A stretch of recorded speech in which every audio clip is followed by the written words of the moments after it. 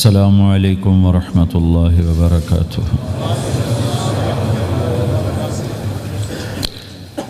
الحمد للہ الذی لا يسأل عما يفعل وهم يسألون۔ الحمد للہ الذی رفع السماء بقدرته ودحى الأرض بمشیته وخلق الخلائق بإرادته۔ الحمد للہ الذی لا نحصی ثناء علیہ وهو كما أثنى على نفسه۔ وأشهد أن لا إله إلا الله وحده لا شريك له، ونشهد أن سيدنا ومولانا محمدا عبده ورسوله صلى الله تعالى عليه وعلى آله وعلى أصحابه وبارك وسلم تسليما كثيرا كثيرا، أما بعد، فأعوذ بالله من الشيطان الرجيم، بسم الله الرحمن الرحيم، فمن زحزح عن النار وأدخل الجنة فقد فاز وما الحياة الدنيا إلا متاع الغرور۔ وقال النبي صلى الله تعالى عليه وسلم، ألا وإن ربي داعي وإنه سائلي هل بلغت، فأقول يا رب قد بلغت، فليبلغ الشاهد الغائب، او كما قال صلی اللہ تعالی علیہ وسلم۔ میرے محترم بھائی اور دوستو، اللہ تعالی ہم سے ایک سوال کرتا ہے، افحسبتم انما خلقناکم عبثا، تمہارا کیا خیال ہے ہم نے تمہیں بیکار پیدا کیا ہے، تمہاری زندگی کا کوئی مقصد نہیں ہے؟ پھر اللہ تعالیٰ فرماتا ہے، ایحسب الانسان ان یترک سدی، تمہارا کیا خیال ہے تمہیں کوئی نہیں پوچھے گا، جو مرضی کرتے رہو، جیسے مرضی زندگی گزارو، کوئی پوچھنے والا نہیں ہے؟ نہیں، ایسی بات نہیں ہے۔ بلا ورسلنا لدیہم یکتبون، جو کر رہے ہو اللہ لکھوا رہا ہے۔ ما یلفظ من قول الا لدیہ رقیب عتید، جو زبان سے بولتے ہو وہ فوراً کیچ کیا جا رہا ہے۔ ان علیکم لحافظین، تمہارے اوپر فرشتے مقرر ہیں، کرامن کاتبین، ان کا کام ہے یعلمون ما تفعلون، میں جو کروں، جہاں کروں، جس وقت کروں، وہ اسے لکھتے جائیں لکھتے جائیں۔ دو چپ لگا دی، ایک نیگیٹو ایک پازیٹیو۔ کوئی اچھا کام ہوگا تو ادھر والا لکھے گا، کوئی غلط ہوگا تو ادھر والا لکھے گا۔ اور پھر اللہ تعالیٰ کا اس کائنات پر قبضہ ہے، اور اس ساری کائنات کو اللہ نے اپنی طاقت سے بنایا، یہ جہان خود بخود نہیں بنا۔ ان ربکم اللہ، اس کا بنانے والا اللہ ہے۔ اللہ نے اپنا تعارف کرایا، میں کون ہوں؟ الذی خلق السماوات والارض، میں وہ اللہ ہوں جس نے زمین آسمان بنائے، فی ستۃ ایام، اس میں 6 دن لگائے، ثم استوی علی العرش، پھر عرش پر استوا کیا، یغشی اللیل النہار، میں وہ اللہ ہوں جو رات کو لاتا ہے، دن کو لاتا ہے، تو دن کو آگے چلاتا ہے، رات کو پیچھے لاتا ہے، یطلبہ حثیثا، ان میں یہ دوڑ چلتی رہتی ہے، الشمس والقمر والنجوم مسخرات بامرہ، سورج، چاند، ستارے، ہر شے اس اللہ تعالیٰ کے قبضہ قدرت میں ہے۔ تو ایک بہت بڑا طبقہ جو کہتا ہے کہ یہ سب کچھ خود بخود بن گیا ہے، تو اللہ تعالیٰ اس کو صاف کرتا ہے کہ خود بخود نہیں بنا، بلکہ اسے اللہ تعالیٰ نے بنایا۔ قل اانکم لتکفرون بالذی خلق الارض فی یومین وتجعلون له اندادا ذلک رب العالمین، تم کس اللہ کا انکار کرتے ہو جس نے تمہارے لیے زمین کو 2 دن میں بنایا، اس کا خول، وجعل فیہا رواسی من فوقہا وقدر فیہا اقواتہا فی 4 ایام سواء للسائلین، پھر زمین کے اندر قیامت تک جتنے انسان آنے والے ہیں ان کی ضرورتوں کے خزانے بھر دیے، سٹور کر دیا، ہر چیز کو اللہ نے سٹور کر دیا۔ قیامت قائم ہوگی اور زمین کے خزانوں کا 1000واں حصہ بھی استعمال نہ ہوگا، اللہ اتنا نے وافر زمین کے اندر بھرا، اس میں اللہ نے 4 دن لگائے۔ ثم استوى الى السماء، پھر آسمان کی طرف استوا کیا، وہی دخان، آسمان ایک دھواں تھا، فقال لها، آسمانوں سے کہا، وللارض، زمینوں سے کہا، ایتیا، آؤ، طوعا او کرہن، جی چاہے یا نہ چاہے میرے آگے جھکو۔ قالتا، زمین آسمان بولے، اتینا طائعین، یا اللہ ہم مان گئے، ہم مان گئے، ہم مان گئے۔ فقضاہن 7 سماوات، پھر اللہ نے 7 آسمان بنائے، جیسے زمینیں بنائیں ایسے 7 آسمان بنائے۔ فی یومین، 2 دن اس میں لگائے۔ وَأَوْحَى فِي كُلِّ سَمَاءٍ أَمْرَهَا، ہر آسمان کو الگ الگ حکم دیا اور اپنے حکم کے ساتھ باندھا، پکڑا۔ يُمْسِكُ السَّمَاوَاتِ وَالْأَرْضَ أَن تَزُولَا، زمین آسمان کو اللہ نے روکا ہوا ہے، اللہ نے روکا ہوا ہے۔ اگر اللہ یوں چھوڑ دے تو ساری کائنات آپس میں ٹکرا جائے، آپس میں ٹکرا جائے ساری کائنات۔ یہ الشمس تجری لمستقر لها ذلك تقدیر العزیز العلیم، سورج کو اپنے سورج 6 لاکھ مائل فی گھنٹہ کی رفتار سے دوڑ رہا ہے اور زمین سے 12 لاکھ گنا بڑا ہے، اور اس میں ٹیمپریچر 2.5 کروڑ سینٹی گریڈ تک اس کا ٹیمپریچر چلتا ہے، اور یہ کوئی ٹھوس چیز نہیں، گیسز ہیں، اور ہر سیکنڈ میں اس میں ہیلیم گیس پھٹتی ہے اور وہ ہائیڈروجن میں تبدیل ہوتی ہے۔ 1 سیکنڈ میں جب وہ دھماکہ ہوتا ہے تو 50 کروڑ ایٹم بم کے پھٹنے کے برابر انرجی پیدا ہوتی ہے۔ تو اس کے اندر اتنے دھماکے ہو رہے ہیں، پھر وہ ایک گیسز ہیں، اور پھر اس کے سامنے سڑک کوئی نہیں، اس کا لیور کوئی نہیں، اس کا ڈرائیور کوئی نہیں ہے، اور اس کی رفتار 6 لاکھ مائل فی گھنٹہ ہے۔ اللہ کہتا ہے میں سیدھا چلا رہا ہوں، کوئی اس کو چلا سکتا؟ اتنی تیز رفتار۔ والقمر قدرناہ منازل، چاند کو اس کے ساتھ چلایا، اس کو گھٹایا بڑھایا، حتی عاد کالعرجون القدیم، ایک ٹیڑھی لکڑی کی طرح ہوا۔ للشمس ينبغي لها ان تدرك القمر، سورج چاند میں ٹکر نہیں۔ ولللیل سابق النہار، دن اور رات میں ٹکر نہیں ہے، اس لیے کہ یہ تیرے رب کا بنایا ہوا نظام ہے۔ وما کان ربک نسیا، اور تیرا رب بھول چوک سے پاک ہے۔ وہ جو کرتا ہے حق کرتا ہے، جو کرتا ہے سچ کرتا ہے، جس کو روکتا ہے تو حق ہے، جس کو دیتا ہے تو حق ہے، وہ مارتا ہے تو حق ہے، اور زندگی دیتا ہے تو حق ہے، عروج لاتا ہے تو حق ہے، زوال لاتا ہے تو حق ہے۔ تو اللہ قرآن میں یہ ایک ذہن بناتا ہے کہ تم بیکار نہیں پیدا ہوئے، تمہارے پیچھے ایک طاقتور اللہ ہے جس نے ساری کائنات کو قابو کیا ہوا ہے، اس کے اوپر اس کا نظام چلتا ہے، حکومت چلتی ہے۔ سورج، چاند، ستارے، ہوا، یہ میرا ہاتھ کی یہ حرکت بھی میرے رب کی قسم میرے اللہ سے پوچھ کے ہے۔ میرا اللہ روک دے تو یہ ہاتھ یہیں ہو گئے، ہل نہیں سکے گا۔ کتنے لوگ جو ہاتھ اٹھانا چاہتے ہیں نہیں اٹھا سکتے، آنکھ کھولنا چاہتے ہیں نہیں کھول سکتے، بولنا چاہتے ہیں نہیں بول سکتے، چلنا چاہتے ہیں نہیں چل سکتے۔ جس نے چلایا اسی نے بٹھایا، جس نے بڑھایا اسی نے ہٹایا، جس نے زندگی دی اسی نے موت دی، جس نے موت دی ہے وہی موت کے بعد زندہ کرنے والا ہے۔ یہ اس ساری کائنات پر اللہ تعالیٰ اپنے طاقت کے ساتھ حکمران ہے، اور اللہ تعالیٰ یہ ذہن بناتا ہے کہ اس ساری کائنات میں وہ ہوتا ہے جو اللہ چاہتا ہے، وہ نہیں ہوتا جو تم چاہتے ہو، وہ ہوتا ہے جو اللہ چاہتا ہے۔ یہ قرآن میں اللہ نے یہ ذہن نبیوں کے قصوں سے ہمارا بنایا کہ موسیٰ علیہ السلام تشریف لا رہے ہیں، ان کے ہاتھ میں ڈنڈا ہے، اس پر یوں ٹیک لگا کے کھڑے ہوئے، تو اللہ نے فرمایا موسیٰ یہ کیا ہے؟ ما تلک بیمینک یا موسیٰ، موسیٰ یہ کیا ہے؟ موسیٰ علیہ السلام کے بعد یہ ڈنڈا 10 سال سے، کہا یا اللہ ہی عصایا، یہ میرا ڈنڈا ہے۔ اب اللہ تعالیٰ آگے کچھ دکھانا چاہتے ہیں تو موسیٰ علیہ السلام سے لمبی بات کروائی، ہے عصایا، میرا ڈنڈا ہے، اتوکل علیہا، اس پر ٹیک لگاتا ہوں، واحش علی غنمی، اور اپنی بکریوں کے لیے پتے جھاڑتا ہوں، ولی فیہا مآرب اخرى، اور بھی ڈھیر سارے کام اس سے لیتا ہوں۔ تو اللہ تعالیٰ نے کہا القہا یا موسیٰ، اس کو ذرا زمین پہ ڈالو، زمین پہ ڈالو۔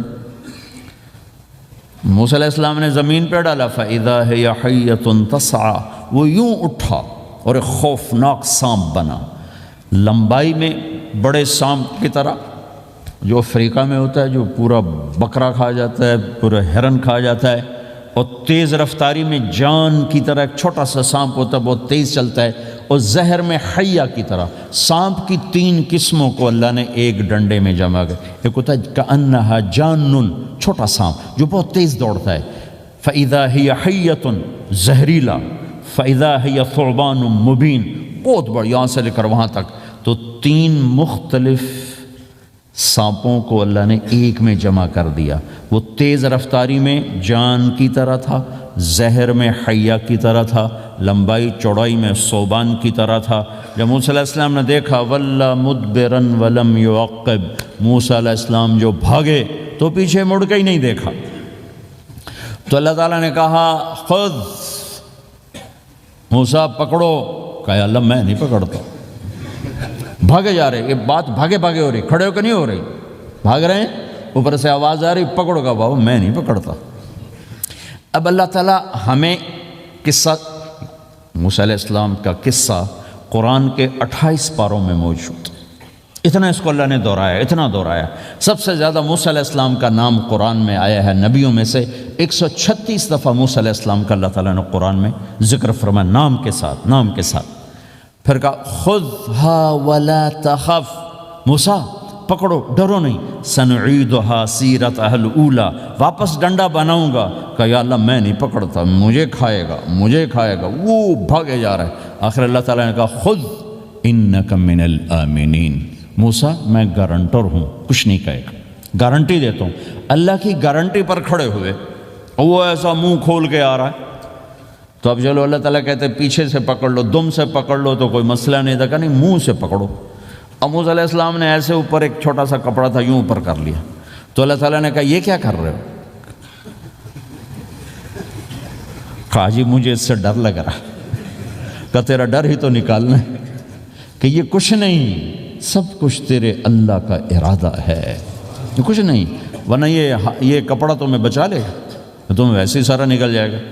اب وہ آگے آ رہا ہے، موسیٰ علیہ السلام کانپ رہے ہیں اور دیکھ رہے ہیں، کانپ رہے ہیں اور دیکھ رہے ہیں، اور بڑے اب اللہ نے کہا تھا تو ڈرتے ڈرتے ہاتھوں سے یوں، کانپتے کانپتے ہاتھوں سے یوں آگے ہاتھ کیا، اور جو ہی ہاتھ کی انگلیوں نے سانپ کے منہ کو ٹچ کیا تو اللہ نے دوبارہ ڈنڈا بنا کے ہاتھ میں پکڑا دیا، اور ساری دنیا کو یہ پیغام دیا کہ دیکھو میرے بندو، اللہ سب کچھ ہے، لہٰذا اللہ کی مان کے چلنا۔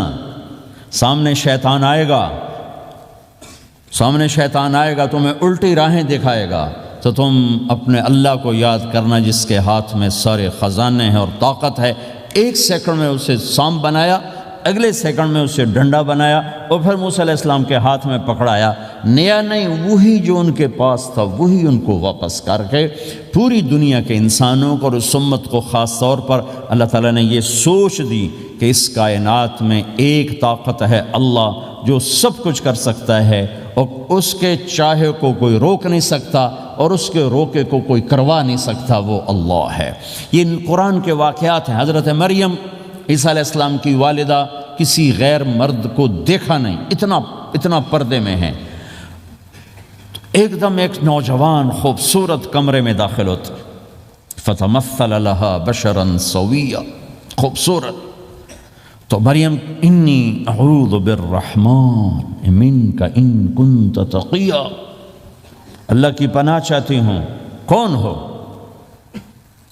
کہ ڈرو نہیں، انما انا رسول ربک، میں مرد نہیں، فرشتہ ہوں، انسان نہیں، تیری کوئی حاجت نہیں، میرے پاس کیا کرنے ہو؟ لأہب لکی غلاما زکیا، اللہ کا ارادہ ہو چکا ہے تمہیں بیٹا دیا جائے۔ کہنا یکون لی غلام، مجھے کیسے بیٹا ہو سکتا ہے؟ لم یمسسنی بشر، میری شادی کوئی نہیں، ولم اکو بغیا، اور میں غلط عورت نہیں ہے کہ میں گناہ کروں اور اس سے حمل ہوش۔ بیٹا ہونے کے دو راستے ہیں، ایک حلال ہے ایک حرام ہے، حلال نکاح ہے، حرام زنا ہے، تو زنا میں کر نہیں سکتی، شادی میری ہوئی نہیں، تو مجھے کیسے بیٹا ہوگا؟ قال کذالک، قال بھی ہو جائے گا، قال ربک هو علی ہین، کا تیرے رب کے لیے مسئلہ ہی نہیں۔ وَلِنَجْعَلَهُ آیَةً لِلنَّاسِ، وہ ایک نشانی ہوگا، وَرَحْمَةً مِنَّا، ایک اللہ کی رحمت ہوگا، وَكَانَ أَمْرًا مَقْضِيًّا، مریم تیرے دنیا میں آنے سے پہلے ہی اللہ فیصلہ کر چکا تھا کہ تجھے بغیر شادی کے ہی بیٹا دینا ہے۔ اب وہ آگے بڑھے وہ پیچھے ہٹیں، وہ آگے بڑھے وہ پیچھے ہٹیں، پیچھے آ گئی دیوار، اب دیوار کے آگے تو کوئی جا نہیں سکتی، تو یوں لگ کے کھڑی ہوگی، تو جبریل آئے، انسانی شکل، یہاں سے پکڑا، ہاتھ کو نہیں ٹچ کیا، یہاں سے پکڑا کرتے کو، اور دور سے کھڑے ہو کر پھونک ماری، ادھر پھونک پڑی، ادھر 9 مہینے کا حمل تیار ہو، ایک سیکنڈ، ایسا نہیں کہ حمل ٹھہرا پھر 9 مہینے اٹھایا، ایسا نہیں ہوا۔ فَحَمَلَتْهُ فا کا لفظ آتا ہے، فَانْتَبَذَتْ پھر فا کا لفظ آتا ہے، فَأَجَاءَهَا الْمَخَاضُ پھر فا کا لفظ آتا ہے۔ فا اور فا یہ عربی زبان میں کسی کام کے فوراً ہونے کو بتا رہا ہے۔ فا کا مطلب فوراً کسی کام کے ہونے کی طرف اشارہ ہوتا ہے۔ تو ادھر پھونک پڑی، ادھر حمل ہوا، ادھر درد ہوا، ادھر وہ بھاگیں اور درختوں کے اندر جا کر ایک ٹیک لگائی ایک کھجور کے تنے کے ساتھ، اور جاتے ہی بچہ پیدا ہو گیا۔ تو وہ روئیں، یا لیتنی مت قبل ھذا وکنت نسیا منسیا، ہائے میں اس سے پہلے مر جاتی، میرا بھولنا بھی لوگ بھول جاتے، اب میں کیا کروں؟ تو جبریل پھر آ گئے، فناداھا من تحتھا، ذرا پردے میں، اب سامنے نہیں آیا، ذرا پردے میں آئے، کیا بچہ پیدا ہو چکا ہے، کوئی بے پردگی نہ ہو۔ لا تحزنی، ڈرو نہیں، قد جعل ربک تحتک سریا، پر مارا پانی کا چشمہ نکل آیا۔ وہزی الیک بجذع النخلہ، اور وہ جو کھجور تھی اس اوپر سے کٹی ہوئی تھی، خشک کھجور تھی، خالی اس کا تنا تھا۔ تو جبریل نے کہا اس کو ہلاؤ، اس کو ہلاؤ، تو انہوں نے ہلایا تو ساقط علیک رطبا جنیا، تو دیکھے گی کہ یہ کھجور کے اوپر نہ کوئی شاخ ہے، نہ کوئی پھل ہے، نہ کوئی پتا ہے، لیکن جب اس نے ہلایا تو ایک دم تازہ کھجوریں گرنے لگ گئیں، تازہ کھجوریں۔ تو جبریل نے پھر کہا مریم، جو اللہ اس درخت کو بغیر شاخ کے پھل دے رہا ہے تجھے بغیر مرد کے بیٹا دے رہا ہے۔ کلی وشربی وقری عینا، کھا پی صاف صوف ہو اور سکون پکڑ، سکون میں آ جا، اور جا بعض شہر کی طرف جا، لوگ آئیں گے کہیں گے تو نے یہ کیا کیا، تو تم نے کہنا ہے انی نذرت للرحمن صوما فلن اکلم اليوم انسیا، بھائی میرا تو روزہ ہے، میں نہیں بول سکتی، اس سے بات کرو، بچے سے بات کرو۔ بنو اسرائیل کا روزہ اتنا سخت تھا کہ صرف کھانے پینے کی پابندی نہیں، بولنے پر بھی پابندی لگا دی، وہ سچ بھی بولیں تو ان کا روزہ ٹوٹ جاتا تھا، یہ امت جھوٹ بھی بولے تو روزہ نہیں ٹوٹتا، خراب ہو جاتا ہے، ٹوٹتا نہیں۔ تو آئیں فأتت بہ قومہا تحملہ، بچہ ہاتھ میں اور آئیں بعض شہر میں، قالوا یا مریم لک جیت شیئا فریا، شور مچ گیا، مریم یہ کیا کیا، یا اخت ہارون، ارے ہارون کی بہن، ما کان ابوک امرأ السوء، تیرا باپ ایسا نہیں تھا، وما کانت امک بغیہ، تیری ماں ایسی نہیں تھی، تو نے یہ کیا کیا، تو انہوں نے یوں کیا۔ اس کا مطلب تھا روزہ، اور اس کا مطلب تھا اس سے بات کرو۔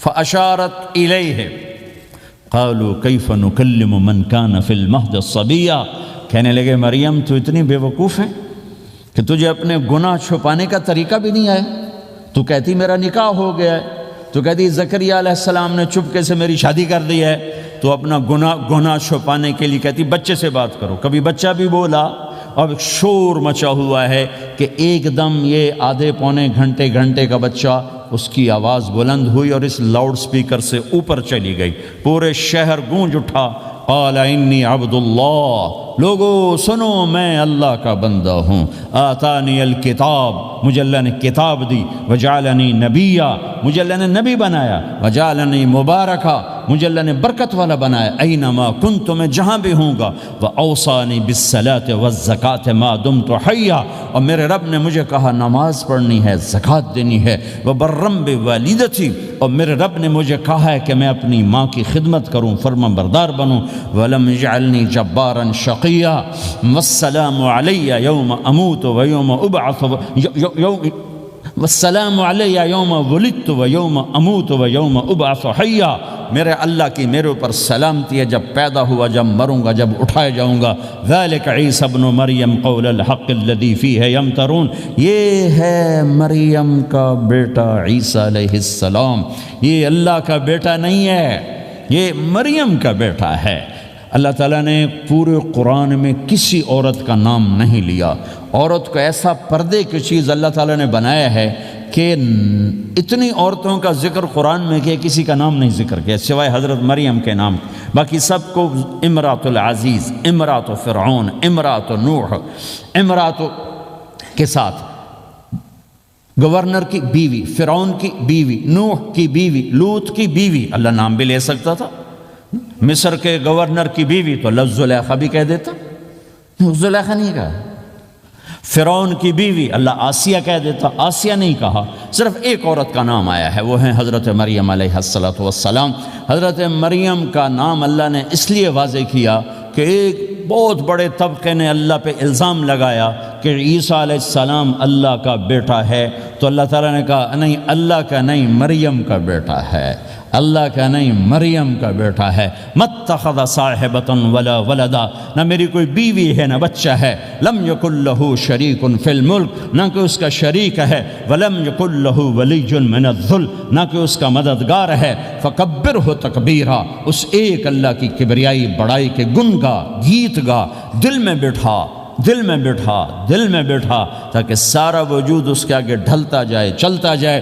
یہ واقعات یہ ذہن بناتے ہیں کہ اس کائنات میں وہ ہوتا ہے جو اللہ چاہتا ہے، وہ ہوگا جو اللہ چاہے گا، وہ ہوا جو اللہ نے چاہا۔ ساری دنیا کے انسان جو چاہتے ہیں اللہ کے بغیر نہیں کر سکتے، اللہ جو چاہتا ہے ہم سب کے بغیر کر دیتا ہے۔ یہ ذہن بنا کر پھر اللہ اس بات پہ لاتا ہے جب سب کچھ تیرے اللہ کے ہاتھ میں ہے تو اللہ کی مان کے چل کہ یہ تیرے پاس تھوڑی سی زندگی ہے، جیسے اللہ نے اس کائنات کو بنایا ہے ایسے ہی اس کائنات کو توڑنے والا ہے۔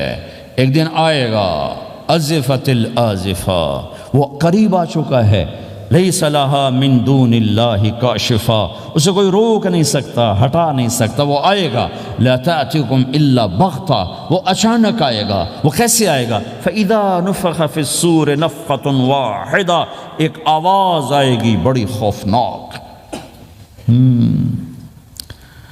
ہے کیا عجب دن ہوگا، شب جمعہ آئے گی، جمعہ کی رات آئے گی، کسی کو نہیں خبر کہ آج کائنات کی آخری رات۔ پرندے واپس گئے ہوں گے اپنے درختوں پر، گھونسلوں پر، شیر اپنے ٹھکانوں پر، چیتے اپنے ٹھکانوں پر، بھیڑیے اپنے ٹھکانوں پر، بکریاں، اونٹ، گائے، بھینس اپنے اپنی جگہ پر۔ اور اگر یہ بولٹن اس وقت موجود ہوگا تو بولٹن کے باشندے سوئے ہوں گے اپنے گھروں میں، کوئی ادھر تیاری کہ میں نے جاب پہ جانا ہے، یہ میرا سامان پڑا ہے، میں نے اسکول جانا ہے، یہ میری کتابیں پڑھی ہیں، میں نے آفس جانا ہے، یہ میری فائلیں پڑھی، میرا لیپ ٹاپ پڑا ہوا ہے۔ یہ سب کچھ جیسے آج کی رات ہے ایسے ہی ایک رات آئے گی۔ دن جدا ہو کر کہے گا کہ میں کل آؤں گا، رات جدا ہو کر کہے گی میں تیرے بعد آؤں گی، اور تارے چاند ستارے بھی ابھر کر نکل کر کہیں گے ہم نے کل بھی نکلنا ہے اور ہم نے کل بھی طلوع ہونا ہے۔ سورج بھی غروب ہوتے ہوئے یہ سوچ رہا ہوگا کہ کل میں نے پھر بھی نکلنا ہے، اور چاند بھی سوچ رہا ہوگا کہ میں نے اگلے دن بھی نکلنا ہے، لیکن اللہ کے سوا فرشتوں تک کو نہیں پتا کہ آج آخری دن آ چکا ہے۔ اور میرے نبی نے عجب نقشہ کھینچا ہے قیامت کے دن کا۔ ہم نے کہا عورت روٹی پکا رہی ہوگی، اس کے ہاتھ میں روٹی ہوگی۔ اب تو یہاں روٹی پکانے کا رواج بہت کم ہو گیا، لیکن پھر بھی پکاتے ہیں۔ روٹی پکا رہی ہوگی، اس کے ہاتھ میں روٹی ہوگی، ابھی توے پہ ڈالنے جا رہی ہوگی۔ اور ایک چیز آپ کے ہاں بالکل نہیں ہے، ہمارے ہاں اب بھی ہے کہ وہ دہی کو اس میں سے مکھن نکالتے ہیں، دہی کو وہ کرش کرتے ہیں، پھر اس میں سے مکھن نکال۔ یہ ہمارے گھروں میں ہوتا ہے، ہر گھر میں ہوتا ہے، خاص طور پر دیہاتوں میں۔ تو ایک عورت ایسے وہ اس دہی کو بلو کر کرش کر کے اس سے مکھن کا پیڑا یوں بنا رہی ہوگی، اور بنا کر برتن میں ڈالنے کے لیے ایسے کر رہی ہوگی، ایسے کر رہی ہوگی۔ یہ تہذیب اب آپ تو سمجھ نہیں سکتے چونکہ آپ تو ادھر کے لوگ بن گئے اب، تو ہمارے دیہاتوں میں اب بھی یہ تہذیب ایسے کر رہی ہوگی، ایسے کر رہی ہوگی۔ اور پھر آپ نے فرمایا کہ ایک آدمی اپنے اونٹ کو چارہ ڈالنے کے لیے اس جگہ کو صاف کر رہا ہوگا کہ میں صبح ہو گئی ہے، میں اونٹ کو چارہ ڈالوں، اور پھر میرا اونٹ کھائے، پھر اس کو لے کر میں کام پہ جاؤں۔ اور دکاندار جھاڑو دے کر اپنی سیٹ پہ بیٹھ چکا ہے، اور گاہک انٹر ہوتا ہے اور اسے کہتا ہے کہ 10 میٹر مجھے کپڑا چاہیے، اور اس کے لیے یوں کپڑا ناپ رہا ہے، ناپ کے 10 میٹر، 5 میٹر، 4 میٹر، 2 میٹر پر اس نے یوں کینچی رکھی، کینچی یہاں ہے، اور اس نے جیب سے پیسے نکالے اور گننے لگا کہ میں نے اس کو 100 پاؤنڈ دینا ہے۔ وہ گننے میں لگا ہوا ہے، یہ کاٹنے میں لگا ہوا ہے۔ اور دور کھیت میں ایک آدمی ہل چلا رہا ہے، اور ایک آدمی بیج ہاتھ میں لے کے یوں پھینکنے جا رہا ہے، اور ایک آدمی پانی لگانے کے لیے اس پانی کو ڈائیورٹ کر رہا ہے۔ اور ادھر بازار میں جلدی لوگ بھاگے جا رہے ہیں، جاؤ والے ایک نوالا منہ میں ہے، ایک ہاتھ میں، اور بھاگے جا رہے ہیں۔ میں آج لیٹ ہو چکا ہوں، میرا جاب کا ٹائم جا رہا ہے، میرا اسکول کا ٹائم جا رہا ہے۔ یہ ایسا ہی ایک سما ہوگا، بولٹن اٹھے گا، انگلینڈ اٹھے گا، امریکہ اٹھے گا، ایشیا اٹھے گا، یورپ اٹھے گا، افریقہ اٹھے گا، ہندوستان اٹھے گا، پاکستان اٹھے گا، Burma, Malaysia, Thailand, Indonesia اسی طرح اٹھیں گے جیسے روزانہ اٹھتے ہیں، پر اللہ کے سوا کسی کو نہیں پتہ کہ آج شام ہو گئی ہے۔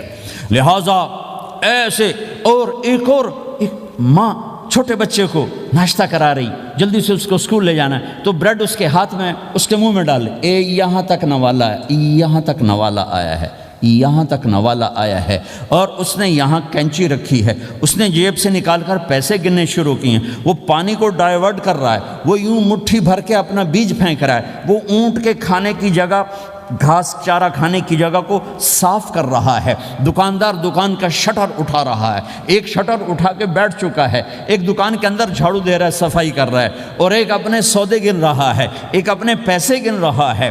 بادشاہ سلامت تاج پہن کر اپنے تخت کو چلنے کے لیے روانہ ہو رہے ہیں، اور آگے پیچھے ان کے باڈی گارڈز کھڑے ہوئے ہیں، اور وہ پورا اسکواڈ کھڑا ہوا ہے، اور ادھر بازار میں، کھیت میں، ہر چیز میں ایک رونق ہے، چہل پہلے، چڑیاں چوں چوں کر رہی ہیں، کوے کائیں کائیں کر رہے ہیں، فاختہ اڑ کے آ رہی، کبوتر اڑ کے آ رہے ہیں، چیل اڑ کے آ رہی، شیر نکلتا ہے شکار کے لیے، چڑیاں نکلتی ہیں دھانے کے لیے، سانپ نکلتا ہے چوہے کے لیے، چوہا نکلتا ہے اپنی غذا کے لیے، بلیاں نکلتی ہیں چھیچڑے کے لیے، کتے نکلتے ہیں ہڈیوں کے لیے، انسان نکلتا ہے روٹیوں کے لیے، کہ ایک دم فَإِذَا جَاءَتِ الطَّامَّةُ الْكُبْرَى، ایک دھماکہ ہوگا، ہائے ہائے، اور وہ کینچی والے کی کینچی یوں گر جائے گی، کپڑا یوں گر جائے گا، نوٹ والے کے ہاتھ سے نوٹ یوں بکھر جائیں گے، بٹوا یوں بکھر جائے گا، بیج والے کا ہاتھ یوں گرے گا، بیج وہیں گر جائے گا، نوالا بنانے والی کے ہاتھ میں نوالا بیٹے کے منہ تک نہیں جائے گا، یوں گر جائے گا، اور روٹی پکانے والے کے ہاتھ سے روٹی توے پر نہیں جائے گی، یوں گرے گی، توا وہ جائے گا، وہ جائے گی، معصوم بچے کو گود میں لے کر دودھ پلانے والی بچے کو یوں پھینکے گی اور بھاگے گی، لیکن آج نہ بچے نے بچنا ہے، نہ ماں نے بچنا ہے، بوڑھے ماں باپ کو چھوڑ کے لوگ بھاگیں گے، بیویوں کو چھوڑ کے خاوند بھاگیں گے، خاوند کو چھوڑ کے بیوی بھاگے گی، دشمن کو دشمن یاد نہ رہے گا، یار کو یار یاد نہ رہے گا، اور ہندوستانی کو ہندوستان یاد نہ رہے گا، پاکستانی کو پاکستان یاد نہ رہے گا، وہ آواز ایک دم تیز ہوگی، تیز ہوگی، تیز ہوگی، تیز ہوگی، آواز کی شدت کانوں کے پردے پھاڑتی جا رہی، پر انسان بڑا سخت جان ہے، یہ نہیں مرے گا، پہلے جانور مریں گے، پہلے آسمان ٹوٹے گا، اذا السماء انشقت وَأَذِنَتْ لِرَبِّهَا وَحُقَّتْ وَإِذَا الْأَرْضُ مُدَّتْ وَأَلْقَتْ مَا فِيهَا وَتَخَلَّتْ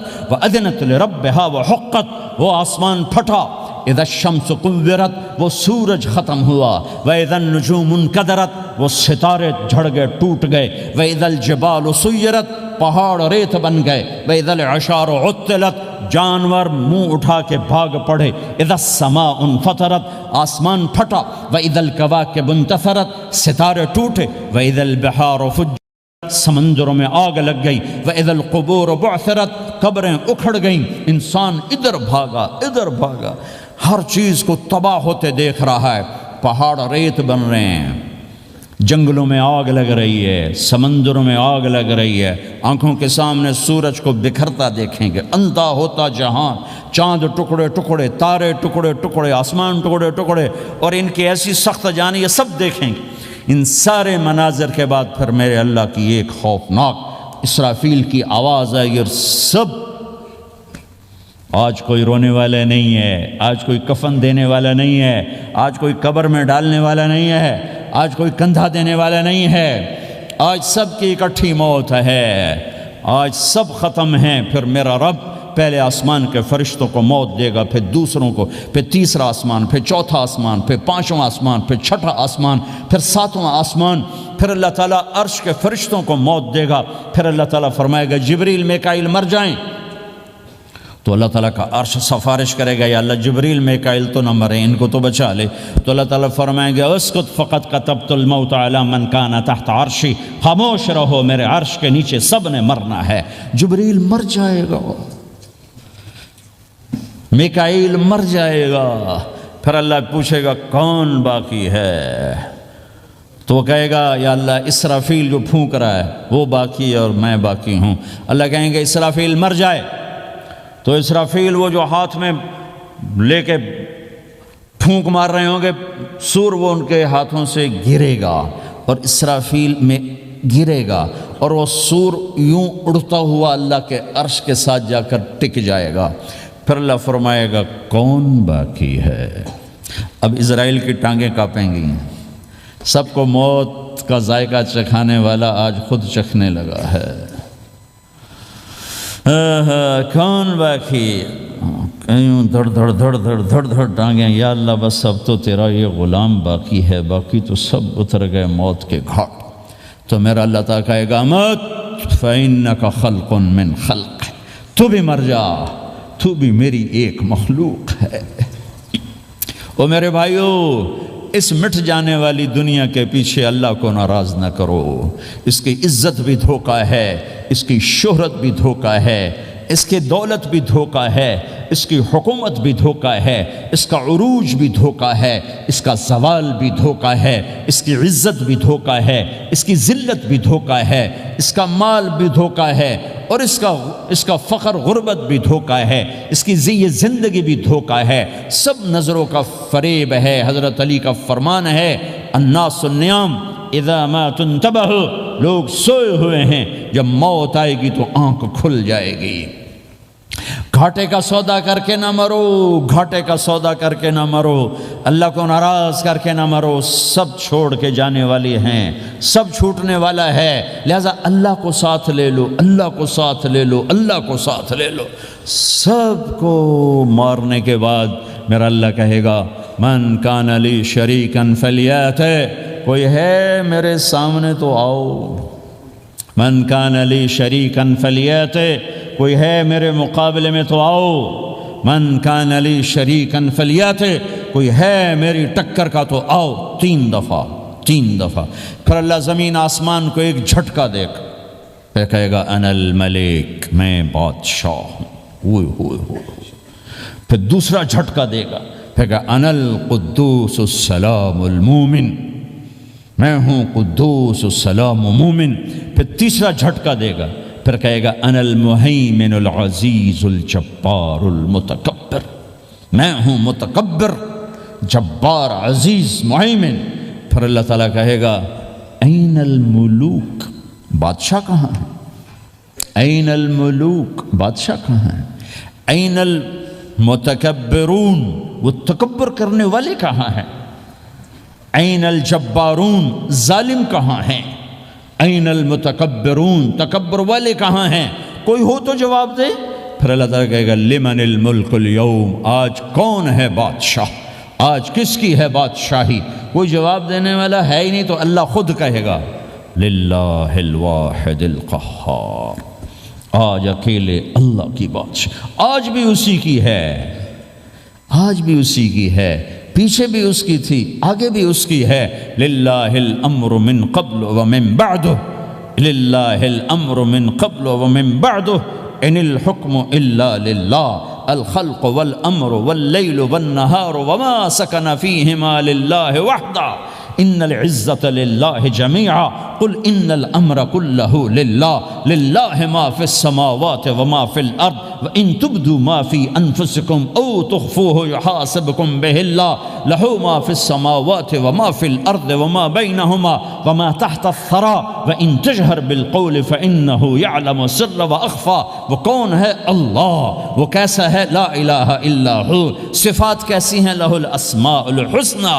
یہ میرے رب کا پیغام ہے پوری دنیا کے انسانوں کے لیے کہ یہ دنیا امتحان کی جگہ ہے، نہ اپنی مرضی سے آئے ہو، نہ اپنی مرضی سے مرتے ہو، نہ اپنی مرضی سے جیتے ہو، نہ اپنی مرضی سے جاتے ہو۔ لہٰذا اس 4 دن کی زندگی میں تمہیں ٹیسٹ میں ڈالا گیا ہے۔ اللہ کو راضی کرتے ہو، شیطان کو راضی کرتے ہو، اللہ کو مناتے ہو، شیطان کے پیچھے چلتے ہو، اللہ کو مناتے ہو، اپنی طبیعت اور اپنی طبیعت کے غلام بنتے ہو۔ یہ میرا اور آپ کا امتحان ہے۔ لا الہ الا اللہ میں ایگریمنٹ ہے، یا اللہ تیری مان کے چلیں، لا الہ الا اللہ ایگریمنٹ ہے، یا اللہ تیری مان کے چلیں۔ کیسے تیری مان کے چلیں گے؟ اگلا حصہ ہے محمد الرسول اللہ، تیرے حبیب کے طریقے پر چلیں گے۔ اللہ کو راضی کرنے کا ایک ہی راستہ ہے، عرب کے لیے، عجم کے لیے، کالے کے لیے، گورے کے لیے، سید کے لیے، قریشی کے لیے، ہاشمی کے لیے، پٹھان کے لیے، راجپوت کے لیے، گجراتی کے لیے، ملائی کے لیے، تھائی کے لیے، انڈین کے لیے، سب کے لیے ایک راستہ ہے، ایک راستہ ہے، ایک راستہ ہے، وہ ہے محمد الرسول اللہ۔ جب آپ معراج پہ گئے تو آپ نے کہا یا اللہ، آپ نے ابراہیم کو خلیل بنایا اور موسیٰ کو کلیم بنایا اور داود کو لوہا نرم کر کے دیا، سلیمان کو ہوا تابع کر کے دی، اور عیسیٰ علیہ السلام کے لیے مردے زندہ کیے، میرے لیے کیا ہے؟ تو اللہ تعالیٰ نے فرمایا اولیس قد آتیتک افضل من ذلک کلہ، میرے محبوب میں نے آپ کو وہ دیا ہے جو کسی کو نہیں دیا۔ وہ کیا دیا ہے کہ اللہ ذکرت الا ذکرت معی، قیامت تک تیرا میرا نام اکٹھا رہے گا، الگ نہیں ہو سکتا، ایسے رہے گا۔ لا الہ الا اللہ محمد رسول اللہ، لا الہ الا اللہ میں 12 حرف ہیں، 12، محمد رسول اللہ میں 12 حرف ہیں۔ لا الہ الا اللہ 12 حرفوں سے بنا ہے، لام اور الف، یہ اس کو گنو تو 12 بنتے ہیں، پھر میم اور ہا اور میم اور دال کو آگے تک گنو تو 12 بنتے ہیں، ادھر بھی 12 ادھر بھی 12۔ پھر حرف کی 2 قسمیں ہیں، ایک نقطے والے، ایک بغیر نقطے والے۔ نقطے والے حرف کمزور ہوتے ہیں، بغیر نقطے والے حرف طاقتور ہوتے ہیں، کہ نقطے والا حرف اپنا مطلب بنانے کے لیے نقطے کا محتاج بن جاتا ہے، اور جو بغیر نقطے والا ہوتا ہے وہ اپنا مطلب بتانے کے لیے نقطے کا محتاج نہیں ہوتا۔ جیم کمزور ہے، ہا طاقتور ہے، ہا کو اپنا مطلب بتانے کے لیے نقطے کی ضرورت نہیں، جیم کو، خا کو اپنا مطلب بتانے کے لیے نقطے کی ضرورت ہے۔ سین طاقتور ہے، شین کمزور ہے، کہ شین کو اپنا مطلب بتانے کے لیے 3 نقطوں کی ضرورت ہے، سین کو اپنا مطلب بتانے کے لیے کسی نقطے کی ضرورت نہیں ہے۔ الف طاقتور ہے، با کمزور ہے، تا کمزور ہے، ہا طاقتور ہے، جیم کمزور ہے، خا کمزور ہے، دال طاقتور ہے، را طاقتور ہے، زا کمزور ہے، سین طاقتور ہے، شین کمزور ہے، صاد طاقتور ہے، ضاد کمزور ہے، تا طاقتور ہے، ضا کمزور ہے۔ یہ میں آپ کو حروف کی بات بتا رہا ہوں۔ جب میرے اللہ نے اپنا کلمہ بنایا، پہلے اپنا نام منتخب کیا اللہ، تو اس میں کوئی حرف نقطے والا نہیں آیا، ٹھیک ہے؟ اللہ کوئی نقطے والا حرف ہے؟ پھر اللہ نے اپنے نبی کا نام بنایا محمد، کوئی نقطے والا حرف ہے؟ پھر نام بنایا احمد، کوئی نقطے والا حرف ہے؟ پھر جب کلمہ بنایا تو کلمہ ان حرفوں سے بنایا جس میں کوئی نقطے والا حرف نہیں ہے، لا الہ الا اللہ محمد الرسول اللہ۔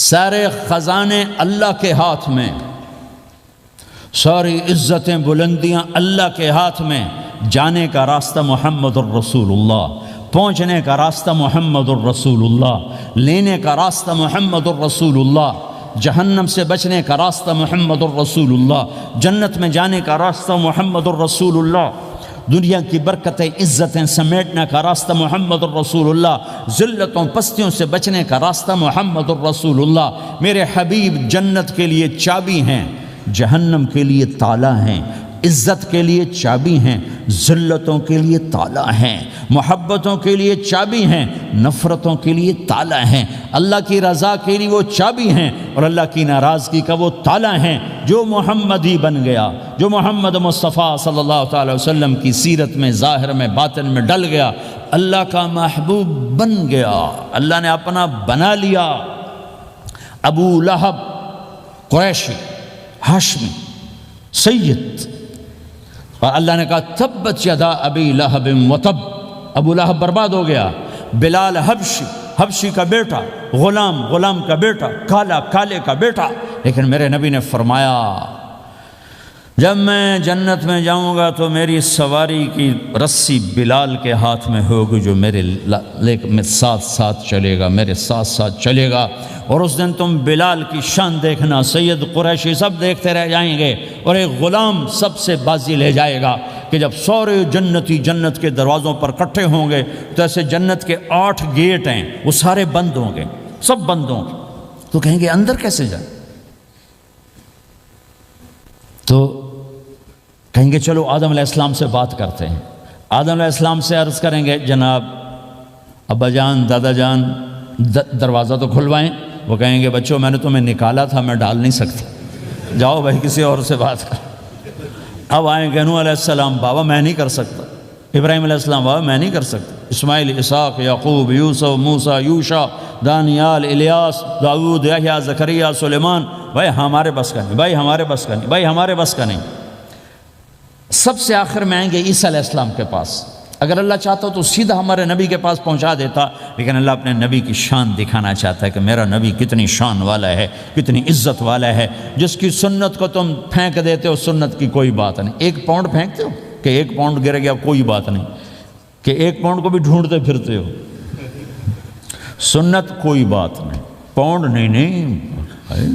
ہمارا پاکستانی 172 سے ضرب لائے گا، ہندوستانی 100 سے ضرب لگائے گا، پتہ نہیں کیا کیا کرے گا. ہیں تو اللہ تعالیٰ سب کو بھلا دے گا. آدم سے کہانی شروع ہوگی، چلتے چلتے چلتے عیسیٰ علیہ السلام.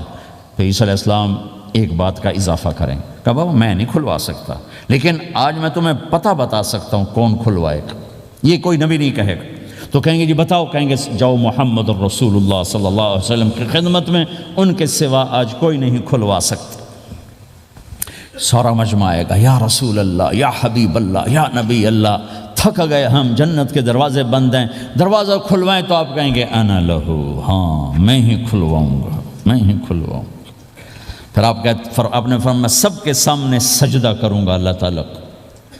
پھر اللہ تعالیٰ اپنی تعریف کا مجھے الہام کرے گا، میں اللہ کی تعریف کروں گا جو ابھی مجھے بھی نہیں پتا کیا تعریف کروں گا، اس وقت اللہ تعالیٰ مجھے عطا کرے گا.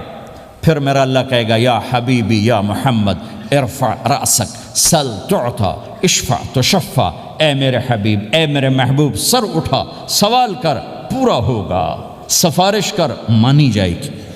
تو ہمارے نبی کہیں گے اللہ جنت کا دروازہ کھول. تو اللہ تعالیٰ فرمائیں گے اوپننگ سیریمنی تجھ سے ہوگی، تو اوپننگ کرے گا پھر کھلے گا، ایسے نہیں کھل سکتا. تو کہ میں تیار ہوں.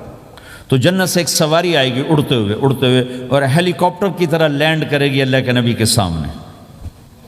تو آپ اس کے اوپر ایسے بیٹھ جائیں گے. تو اس کی جو رسی ہوتی ہے جس سے اس کو چلایا جاتا ہے، وہ رسی ایسے نیچے گر جائے گی. رسی کے نیچے گرنے کا مطلب ہے کہ اس سواری کو اللہ کے نبی نے خود نہیں چلانا، کوئی اور آئے گا جو رسی پکڑ کے چلے گا. اب اللہ کے نبی کی سواری کی رسی پکڑ کے چلنا یہ کوئی چھوٹا آنر تو ہے نہیں، لہٰذا سب یوں دیکھیں گے بھئی، چونکہ وہ خالی اس سے سب کو پتہ چل جائے گا کہ کوئی آئے گا، ورنہ اللہ کے نبی کے ہاتھ میں رہتی ایسے گئی. تو لہٰذا سب ایسے دیکھیں کون کون کون کون آئے گا بھائی، کون آئے گا بھائی. شاید ابو بکر آئیں، یہ تو اپنی طرف سے کہہ رہا ہوں، شاید عمر آئیں، عثمان آئیں، علی آئیں، نہیں بیٹے آئیں گے، حسن حسین آئیں گے، کتنے سوال اٹھ سکتے ہیں، جعفر آئیں گے، حمزہ آئیں گے، عباس آئیں گے. سب اس حیرانی میں ہوں گے، اور سب کی نظریں ایسے ایسے ہوں گی کہ میرے اللہ کا فرمان ہوگا بلال حبشی کو لایا جائے، یہ رسی اس کو پکڑائی جائے. بلال رضی اللہ تعالیٰ عنہ اللہ کے نبی کی سواری کی رسی پکڑ کر چلیں گے، اور آپ نے فرمایا میں سب سے پہلے جنت کے دروازے پر دستک دوں گا، فَأُقَعْقِعَهَا فَيُفْتَحُ لِي، میرے لیے دروازے پر دستک دوں گا تو اندر سے آواز آئے گی، کون؟ میں کہوں گا محمد الرسول اللہ. وہ کہیں گے یا رسول اللہ حکم تھا آپ کے بغیر دروازہ نہ کھلے. میں کھولوں گا، میرے لیے کھلے گا، میں اندر جاؤں گا. تو آپ نے فرمایا میرے ساتھ میری امت کے غریب لوگ پہلے میرے ساتھ جنت میں داخل ہوں، میری امت کے غریب لوگ پہلے میرے ساتھ جنت میں داخل ہوں. پھر آپ نے ایک عجیب بات فرمائی کہ میں دیکھوں گا کچھ عورتیں مجھ سے آگے نکل جائیں گی، کچھ عورتیں مجھ سے آگے نکل جائیں گی. تو میں ان کو حیران ہو کر پوچھوں گا تم کون ہو جو اپنے نبی سے آگے جا رہی ہو؟ وہ کہیں گے یا رسول اللہ ہم وہ ہیں جو جوانی میں بیوہ ہو گئیں اور اپنے بچوں کی خاطر دوسری شادی نہ کی، ان کی تربیت کے لیے دوسری شادی نہ کی، اور اپنے جذبات کو سینے میں دبا کے سو گئیں. ہم وہ ہیں. تو اللہ کے نبی نے فرمایا وہ مجھ سے بھی آگے گزر کے جائیں گی. ہمارے معاشرے میں کوئی بچی بیوہ ہو جائے، طلاق ہو جائے تو وہ ایک بوجھ بن جاتی. تو میرے نبی نے فرمایا تمہیں وہ صدقہ بتاؤں جس سے بڑھ کر کوئی صدقہ ہی نہیں ہے. کیا آپ نے فرمایا کہ میں تمہیں وہ صدقہ بتاؤں جس سے بڑھ کے کوئی صدقہ نہیں ہے. تو انہوں نے کہا جی وہ کیا؟ کہا الابنۃ المردودہ، جس کی بیٹی کو طلاق ہو گئی یا جوانی میں بیوہ ہو گئی اور لوٹ کے ماں باپ کے پاس آ گئی، اس پہ خرچ کرنا سب سے بڑا صدقہ ہے۔ چونکہ ماں باپ بھی تنگ پڑ جاتے ہیں اور بھائی تو پہلے ہی کہتے ہیں کہاں مصیبت سر پہ آ پڑی ہے، تو میرے نبی نے اس کو کور کرنے کے لیے، کیونکہ زندگی تو حادثات کا نام ہے، ہوتے رہتے ہیں، تو میرے نبی نے فرمایا سب سے اعلیٰ درجے کا صدقہ ہے اس بچی پہ خرچ کرنا جو طلاق ہو کے گھر واپس آ جائے یا بیوہ ہو کے گھر واپس آ جائے، اس پہ خرچ کرنا سب سے اعلیٰ درجے کا خرچ ہے۔ تو ان کی یہ قربانی کہ وہ اللہ کے نبی نے فرمایا مجھ سے بھی آگے آگے جا رہی ہوں۔ آپ نے فرمایا جنت کی چابی میرے ہاتھ میں ہے، اللہ کا جھنڈا میرے ہاتھ میں ہے، کوئی نبی جنت میں جا نہیں سکتا جب تک میرا قدم نہ پڑ جائے، اور کوئی امت جنت میں جا نہیں سکتی جب تک میری امت نہ چلی جائے۔ تو بھائیو، اللہ کے خزانوں تک پہنچنے کا راستہ ہے محمد الرسول اللہ، اور چونکہ قیامت تک آپ نے نمونہ بننا تھا تو اللہ نے اپنے نبی کی زندگی کی ہر شے محفوظ کر دی، کوئی چیز چھپی نہیں ہے۔ آپ کے جسم مبارک سے نکلا ہوا ہر عمل 1435واں سال شروع ہو چکا ہے، محفوظ ہے، مکتوب ہے، موجود ہے۔ کسی نبی کا حلیہ ایسے موجود نہیں جیسے ہمارے نبی کا حلیہ موجود ہے۔ آپ چلتے کیسے تھے؟ یمشی تکفین، آپ چلتے تھے کہ جیسے کوئی آدمی اوپر سے نیچے آ رہا ہو، کہ تھوڑا سا آگے جھک کے چلتا ہے، اور آپ چلتے تھے کہ آپ کے پاؤں کا چلنے کا فاصلہ، قدم سے قدم فاصلہ چھوٹا ہوتا تھا، اور چال میں تیزی ہوتی تھی، چال میں تیزی، فاصلہ تھوڑا، اس طرح آپ چلتے تھے۔ آپ کے دیکھنے کا انداز کیا تھا؟ یہ جل نظرہ الملاحظہ، یوں دیکھتے تھے، یوں دیکھتے، شرم کی وجہ سے نظر نہیں اٹھاتے تھے مردوں میں بیٹھ کر، کبھی کبھی یوں آنکھ اٹھاتے تھے تو پھر کسی میں جرت نہیں ہوتی تھی کہ آپ کی آنکھوں میں آنکھیں ڈال کے دیکھ سکے، پھر سارے یوں ہو جاتے تھے، صرف 2 آدمی آپ کو دیکھ سکتے تھے اس وقت جب آپ کی نظر اوپر ہوتی تھی، تو 2 آدمی آپ کو دیکھ سکتے تھے، ایک ابو بکر اور ایک عمر، بس۔ آپ مسجد میں داخل ہوئے، آپ کے ادھر ابو بکر تھے، ادھر عمر تھے، سامنے مجمع تھا، آپ نے یوں ابو بکر کو پکڑا، یوں عمر کو پکڑا، یوں ان کے دونوں کے ہاتھ پکڑ کا، مجھے دیکھ رہے ہو؟ ہاکذا نحشر یوم القیامہ، قیامت کے دن ہم تینوں یوں اٹھائے جائیں گے کہ میرے دائیں طرف ابو بکر ہوگا اور میرے بائیں طرف عمر ہوگا، اور ہم تینوں یوں اپنی قبروں سے نکلیں گے۔ زندگی کی ہر شے کیوں باقی ہے؟ یہ تو میں ادائیں چھوڑو، میرے نبی کی 9 بکریاں تھیں، 1 بکرا تھا، لبے ان کے نام اگر نہ ہوں تو کوئی ہماری شریعت میں فرق پڑتا ہے، لیکن میرے نبی کی بکریوں کے نام بھی ہم تک پہنچیں۔ ایک کا نام تھا عجوہ، ایک کا نام تھا سقیہ، ایک کا نام تھا برکہ، ایک کا نام تھا ورثہ، ایک کا نام تھا زمزم، ایک کا نام تھا اطلال، ایک کا نام تھا اطراف، ایک کا نام تھا قمرا، غیثا، یہ میرے نبی کی بکریوں کے نام ہیں۔ اور بکرا تھا، اس کا نام تھا یم، عجوہ، سقیہ، زمزم، برکہ، ورثہ، اطلال، اطراف، غیثا، قمرا، اور اس میں آپ کی بکری قمرا آپ کی زندگی میں مر گئی تھی، اتنی ڈیٹیل بھی موجود ہے۔ آپ کے 2 گدھے تھے، ایک کا نام تھا عفیر، ایک کا نام تھا یعفور۔ جس دن آپ کا انتقال ہوا، یعفور پورے مدینے کی گلیوں میں روتا پھر رہا تھا، وہ چیختا پھر رہا تھا، یہاں تک کہ کنویں میں چھلانگ لگائی اور مر گیا۔ آپ کی 4 اونٹنیاں تھیں، عزبا، شہبا، جدعا، قصوا، اس میں جو آپ کی اونٹنی عزبا تھی، ادھر آپ کا انتقال ہوا اور ادھر اس نے بیٹھے بیٹھے رونا شروع کر دیا، اور چارہ بھی چھوڑ دیا، پانی بھی چھوڑ دیا، اور بیٹھے بیٹھے بھوکی پیاسی مر گئی، چارہ نہیں کھایا، پانی نہیں پیا۔ آپ کے 2 خچر تھے، ایک کا نام تھا دلدل، ایک کا نام تھا فضہ۔ آپ کے 2 اونٹ تھے، ایک کا نام تھا عسکر، ایک کا نام تھا ثعلب۔ گھوڑے آپ نے بہت رکھے، آئے گئے، ورد، یعصوب، یعبوب، مرتجل، لزاز، طراز، ثقب، سبحہ، ورد، یہ سجل، یہ میرے نبی کے خوبصورت عالی شان گھوڑے ہیں۔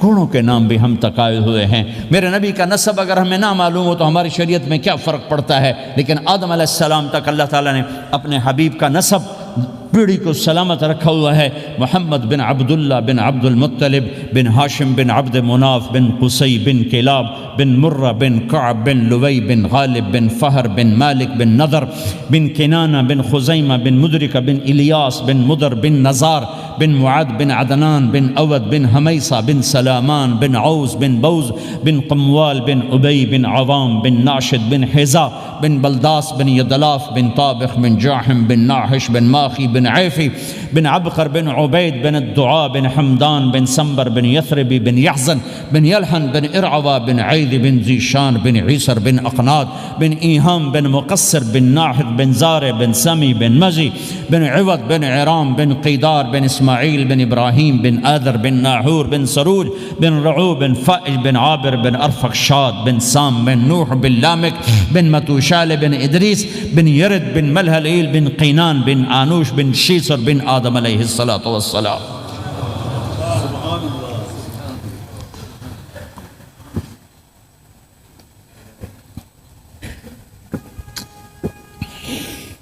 اللہ کا اعلان ہے جہاں رہو اللہ کے نبی کے طریقوں کو پکڑ کے رہو۔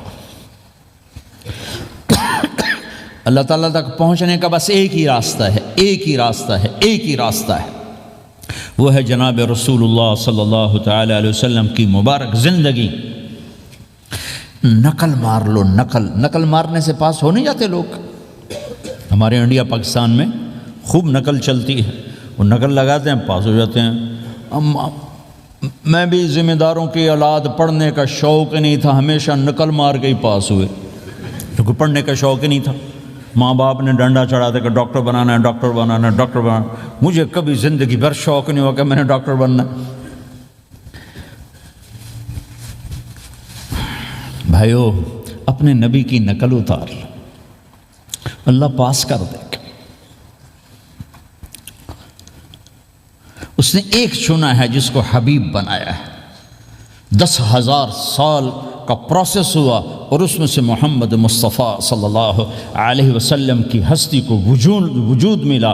آپ کو آنے میں اتنا زمانہ چاہیے تھا کہ اعلیٰ سے اعلیٰ چیز کے بننے میں دیر لگتی ہے، تو کائنات 10,000 سال گھومی اور تب جا کر میرے حبیب مصطفیٰ صلی اللہ تعالی علیہ وسلم کو اللہ تعالیٰ نے وجود بخشا۔ سب سے عالی نسب، سب سے عالی خاندان، سب سے عالی صفات۔ اب اللہ کے خزانوں سے لینے کا راستہ پاؤنڈ نہیں، ڈالر نہیں ہے، تجارت نہیں ہے۔ اللہ سے لینے کا راستہ میرے نبی کا طریقہ ہے، تجارت میں ہو، زراعت میں ہو، جاب میں ہو، کھیتی باڑی میں ہو۔ میرے نبی کا طریقہ ایک مسجد کا ہے، نماز، 5 وقت کی نماز، یہ میرے نبی کی آنکھوں کی ٹھنڈک ہے۔ 5 وقت کی نماز اس امت کی شان پہچان ہے، اور اللہ تعالیٰ نے پہلی امتوں پر اتنی بڑی مشقت ڈالی کہ ان کی نماز مسجد کے علاوہ کہیں نہیں ہوتی تھی، مسجد میں ہی ہوتی تھی۔ ہمارے لیے کتنی آسانی کر دی، جاب میں ہے، مصلی بچھا، نماز پڑھ۔ چلو مصلی بھی کوئی نہیں، زمین دیکھ، اس پر کوئی گندگی تو کوئی نہیں ہے، بس زمین بھی تیرے لیے پاک ہے، چل نماز پڑھ۔ اور آسانی کر دی، پانی کوئی نہیں ہے، کوئی بات نہیں، مٹی میں ہاتھ مار، منہ پہ مل، پھر ایک ہاتھ مار، یوں کر، چل نماز پڑھ، میں تیری قبول کروں گا۔ یہ کسی امت کے ساتھ یہ نہیں ہوا، انہیں وضو ہی کرنا تھا چاہے پانی 50 میل پر موجود ہو۔ اور ہمارے لیے پانی کوئی نہیں ہے، چلو تیمم، مٹی میں ہاتھ ہمارا یوں کیا، پھر ہاتھ ہمارا ایک یوں کیا، ایک یوں کیا، چل بھائی اللہ اکبر، قبول۔ عمار بن یاسر رضی اللہ تعالیٰ عنہ سفر میں تھے، ان کو نہانے کی ضرورت ہو گئی، نائٹ فال ہو گیا، تو انہوں نے سوچا کہ ویسے تو آدمی کو وضو کی ضرورت ہوتی ہے تو خالی منہ پہ ہاتھ مارا اور یوں کونیوں تک، لیکن مجھے تو غسل کی ضرورت ہے، تو خالی اس سے تو کافی نہیں ہوگا۔ تو انہوں نے کپڑے اتارے، اکیلے تھے، ریت کے اوپر کبھی یوں لیٹے، کبھی یوں لیٹے، کبھی یوں لیٹے، 3-4 دفعہ یوں اور یوں رول ہوتے ہوتے پھر انہوں نے نماز پڑھی۔ آئے اللہ کے نبی کی بارگاہ میں، یا رسول اللہ مجھے رات کو نہانے کی ضرورت پڑ گئی، تو میں نے کہا وضو کے لیے تو خالی یہ 2 دفعہ کرنا کافی ہے، تو یہ تو نہانا تھا، تو میں تو ریت میں خوب رول ہوتا رہا۔ میرے نبی نے انما یکفیک ضربتان، ارے سیدھے بندے عمار، اس کے لیے بھی اتنا ہی کافی تھا کہ تو یوں کرتا اور یوں کرتا اور تو پاک ہو جاتا۔ اللہ نے اس نبی کے طفیل، اس محبوب مصطفیٰ صلی اللہ علیہ وسلم کے طفیل اللہ نے کیا کیا سہولتیں اور آسانیاں ہمیں عطا فرمائیں۔ پھر نماز 4 کی 2 رکعت کر دی کہ بھئی تم مسافر ہو 2 پڑھو، روزے میں سفر میں روزہ معاف کر دیا، بعد میں رکھ لینا، بعد میں رکھ لینا، قضا کرنے کو حکم، بالکل چھوڑنے کا نہیں۔ اور کہا کہ بھائی مریض ہو چھوڑ دو، مسافر ہو چھوڑ دو، اور نماز 2 رکعت کر دو، سنتیں چھوڑ دو۔ ابن عمر رضی اللہ تعالیٰ عنہ بیٹھے تھے تو انہوں نے 2 رکعت پڑھ کے بیٹھ گئے، تو ان کے خادم نے کہا سنتیں نفل نہیں پڑھو گے؟ کہا اگر پڑھنا تو 4 فرض پڑھتا میں، میرے اللہ نے معافی دے دی تو میں کیوں پڑھوں؟ میرے نبی نے سفر میں سنتیں نہیں پڑھی کبھی، اپنی امت کو سہولت دینے، فجر کی سنتیں 2 پڑھتے تھے، اس کے علاوہ سنتیں نہیں پڑھیں تاکہ میری امت کو سہولت ہو، آسانی ہو۔ ایک دفعہ بارش ہو رہی تھی اور کوئی جگہ نہیں تھی نماز پڑھنے کے لیے، تو آپ نے اپنی اونٹنی کو آگے کیا اور اس پر بیٹھ گئے، بیٹھے ہی تھے، پیچھے صحابہ نے اونٹنیوں پر ہی صفیں بنائیں اور یہ نماز اونٹنی پہ بیٹھ کر ادا کی گئی۔ بارش کے اندر نماز اونٹنی کے اوپر نماز بھی ہو گئی، رکوع بھی ہو گیا، سجدہ بھی ہو گیا، سلام بھی ہو گیا۔ پہلی امتوں کے لیے نہیں تھا، سجدہ ہی کرنا پڑے گا۔ یہ اللہ کے محبوب مصطفیٰ صلی اللہ تعالی علیہ وسلم کی طفیل، میرے اللہ نے ہم پہ فضل و احسان کیا، تو میرے نبی کی زندگی میں عبادات میں نماز سب سے اعلیٰ نظر آتی ہے، سب سے نمایاں نظر آتی ہے۔ اور پھر بازار میں، گھر میں، دفتر میں، ماحول میں میرے نبی کے اخلاق، یہ زندگی کا دوسرا روشن پہلو ہے۔ میرے نبی کی ساری زندگی 2 لفظوں میں آتی ہے، عبادت اخلاق، عبادت اخلاق، یا 2 اور لفظ، حقوق اللہ، حقوق العباد، حقوق اللہ، حقوق العباد۔ حقوق اللہ میں نماز سب سے اعلیٰ، اور حقوق العباد میں لوگوں کی برداشت کرنا، لوگوں سے درگزر کرنا، معاف کرنا، جھوٹ سے بچنا، دھوکے سے بچنا۔ میرے نبی سے پوچھا گیا یا رسول اللہ مسلمان کنجوس ہو سکتا ہے؟ ہم نے کہا ہو سکتا ہے۔ یا رسول اللہ مسلمان کمزور ہو سکتا ہے، بزدل ہو سکتا ہے، ڈرپوک ہو سکتا ہے؟ آپ نے کہا ہو سکتا ہے۔ یا رسول اللہ مسلمان جھوٹ بول سکتا ہے؟ آپ نے کہا نہیں، جھوٹ نہیں بول سکتا، جھوٹ نہیں بول سکتا۔ ہے میرے نبی نے فرمایا میرا امتی ہر گناہ کر سکتا ہے پر ایک جھوٹ نہیں بولے گا، ایک دھوکہ نہیں دے گا۔ لیکن پوری دنیا میں سب سے زیادہ جھوٹ بولنے والا اور دھوکہ دینے والا وہ اس امت کا فرد بن چکا ہے۔ سب سے زیادہ دھوکہ دینے والے ہم بن گئے، سب سے زیادہ جھوٹ بولنے والے ہم بن گئے۔ اور میرے نبی نے فرمایا تھا کہ مسلمان جھوٹ نہیں بولتا، دھوکہ نہیں دیتا، ہر گناہ کر سکتا ہے، جھوٹ نہیں بولے گا، دھوکہ نہیں دے گا۔ یہ میرے نبی کی زندگی کا دوسرا پہلو ہے کہ سچائی پہ جمو۔ چند پیسے بچانے کے لیے جھوٹ بولنا، ٹیکس بچانے کے لیے جھوٹ بولنا، کتنے پاؤنڈ بچا لو گے؟ ادھر تمہارے سامنے سچ روشن کھڑا ہوا ہے۔ میرے نبی نے کہا الصدق ینجی والکذب یہلک۔ ادھر جھوٹ کھڑا ہے، ادھر جھوٹ کے ساتھ 4 پاؤنڈ بچیں گے، ادھر سچ کے ساتھ اللہ ملے گا، لے لو جو لینا ہے لے لو۔ ہاں، الا لعنت اللہ علی الکاذبین، جھوٹوں پہ اللہ کی لعنت۔ اس لعنت کے ساتھ 400 پاؤنڈ بچا لیے، 4000 بچا لیے، 4 ملین بچا لیے، 4 بلین بچا لیے، 4 ٹریلین بچا لیے، ساری دنیا کو بچا لیا، اور اوپر اللہ کی لعنت پڑی تو اللہ کی قسم گھاٹے کا سودا ہے۔ اور سچے ہو گئے، سچ بولا، یہ میں 100 پاؤنڈ کماتا ہوں، لے لو جو لینا ہے اس میں سے، یہ میں 1000 پاؤنڈ کماتا ہوں، لے لو جو لینا ہے، یہ میں 50,000 پاؤنڈ کماتا ہوں، لے لو جو لینا ہے۔ کہ مسلمان کی زبان سے جھوٹ نہیں نکلتا، سچ ہی بولتا ہے۔ آپ تشریف لے جا رہے ہیں، ایک آواز ہے یا رسول اللہ، آپ نے یوں دیکھا کوئی نظر نہیں آیا، پھر آواز ہے یا رسول اللہ، تو آپ نے دیکھا کہ ہرنی ڈیئر چھوٹی وہ کھڑی ہوئی رسی میں بندھی، تو آپ نے کہا کیا ہوا؟ کہا جی آپ کا صحابی مجھے پکڑ کے لایا ہے، میرے چھوٹے چھوٹے بچے بھوک سے رو رہے ہوں گے، آپ مجھے چھوڑ دیں، میں بچوں کو دودھ پلا کے واپس آ جاتا، مجھے پتا ہے میرے اللہ کی تقدیر میرے بارے میں کیا ہے۔ تو آپ نے کہا اگر تو واپس نہ آئی تو پھر؟ تو اس نے کہا مجھے اللہ جہنم میں ڈال دے۔ آپ نے اس کی رسی کھول دی، خود وہیں بیٹھ گئے، اس نے دوڑ لگائی اور پہاڑوں میں گم ہو گئے۔ تھوڑی دیر کے بعد وہ دوڑتی ہوئی آئی اور آ کے سر یا رسول اللہ میں حاضر ہو گیا۔ تو آپ نے اس کو باندھ کے وہیں آپ بیٹھ گئے نہیں۔ دیر کے بعد وہ صحابی آئے جو انہوں نے اس کو شکار کیا تھا، پکڑا تھا، تو کہنے لگے، ان کا یا رسول اللہ آپ یہاں کیسے؟ کہا میں ایک درخواست لے کر آیا ہوں۔ کہا کیا؟ کہ یہ ہرنی مجھے ہدیہ کر دو۔ کہا یا رسول اللہ سب کچھ آپ کا ہے، کہ نہیں بس یہ ہدیہ کر دو۔ کہا یا رسول اللہ حاضر۔ تو آپ نے اس کو لے کر رسی اس کی گردن سے نکالی کہ جاؤ بچی اپنے بچوں کے پاس جا کے خوشی منا، سچ نجات دیتا ہے اور جھوٹ ہلاک کرتا ہے۔ ایک ہرنی جان کی بازی کھیل گئی سچ بولنے کے لیے، تم چند پونڈوں پہ جھوٹ بولتے ہو، ایمان کو برباد کر کے رکھ دیتے ہو۔ مسلمان جھوٹ نہیں بولتا، مسلمان دھوکہ نہیں دیتا، مسلمان کی زبان سے سخت بول نہیں نکلتا، کسی کو بے عزت نہیں کرتا، کسی کو کی بے اکرامی نہیں کرتا، کسی کا دل نہیں توڑتا، کسی کو ذلیل نہیں کرتا، خود سہتا ہے، اوروں کو خوشیاں دیتا ہے، خود دکھ سہتا ہے، اوروں کو راحت دیتا ہے، خود تکلیف سہتا ہے۔ یہ میرے نبی کے اخلاق ہیں، یہ میرے نبی کی زندگی ہے، اور یہ اسلام کا سب سے بڑا چیپٹر ہے اور سب سے مشکل چیپٹر ہے۔ جب میرے نبی نے لمبی نمازیں پڑھی تو اللہ نے روک دیا کہ میرے حبیب ما انزلنا علیک القرآن لتشقی، اتنی لمبی نماز نہ پڑھ کے تو تھک جائے۔ میرے نبی نے تبلیغ میں زور دکھایا تو اللہ نے روک دیا، فلتذهب نفسک علیہم حسرات، میرے نبی اتنا غم نہ کر کے آپ خود ہی آہیں بھرتے بھرتے آپ مر جائیں۔ میرے نبی نے مال سارا خرچ کیا، اللہ نے اس سے بھی روک دیا، ولا تبسطها كل البسط فتقعد ملوما محسورا، اتنا خرچ نہ کریں کہ آپ خود پھر دکھی ہو کے بیٹھ جائیں۔